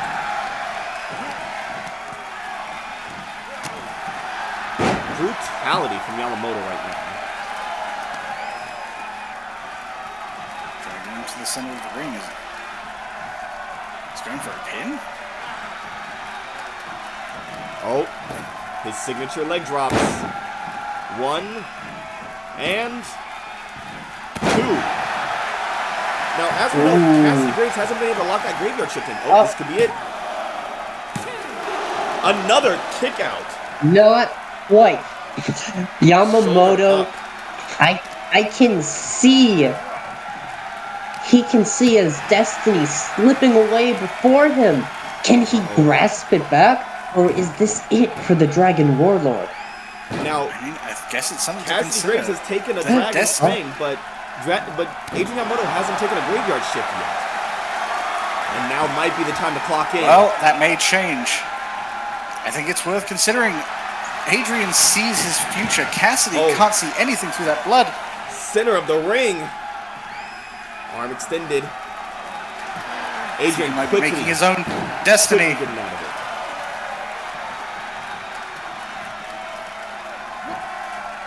Oh! Neat. Looks like the back of his neck also caught the ropes there. Basement drop kick there. Adrian to the middle rope. Oh, a splash across the back. But it looks like he kind of grazed him. Looks like he hurt himself too in that dive. Oh, Oh, yeah, sure did. rolling all the way out of the ring, quickly getting it. Trying to catch his breath out there. Cassidy is not moving. Adrian is losing precious seconds that he could be using to pin. Graves getting back on his feet just in time for Adrian to have recovered. Oh, dodging. Not dodging that one. Counter though. after counter. Oh, These into two the corner. are reading each corner. other. Adrian's ready for Are it. we going to see Finally, is he finally gonna get off that haven't second seen someone survive 2 Dragon Fangs. Yes, he is. This might be it. Oh! Is this the Cassidy's end still of awake? Cassidy? Oh! No! Not even getting in the Wait, pin. and he's back on his feet. Irish whip. Oh! Oh! What? Going in for the pin. Oh my God! Oh! And Cassidy Graves wins. Cassidy Graves broke the Dragon Warlord. You could see when Adrian hit the ground there, he was dazed. He wasn't even in his dimension. This man just took his second Dragon Fang and immediately followed up by pinning the Dragon Warlord. He has to be in Brains. There's something about this man that's Here just is your not winner, right. and new Blood streaming from his Underground head. Pro Wrestling World This- Champion Cassidy Graves. Let me tell you, my friends here, this was a match for the ages. You know, I said it during the match, and I'll say it again. Adrian came here seeing his destiny ahead of him, but I think as soon as Cassidy's eyes get blinded by that blood, he can't see anything and has to make his own destiny, and that's what he just did tonight. We've seen before, when Adrian Cassidy don't- Graves sees blood, he becomes a different man. And this man tonight is your UPW World Champion.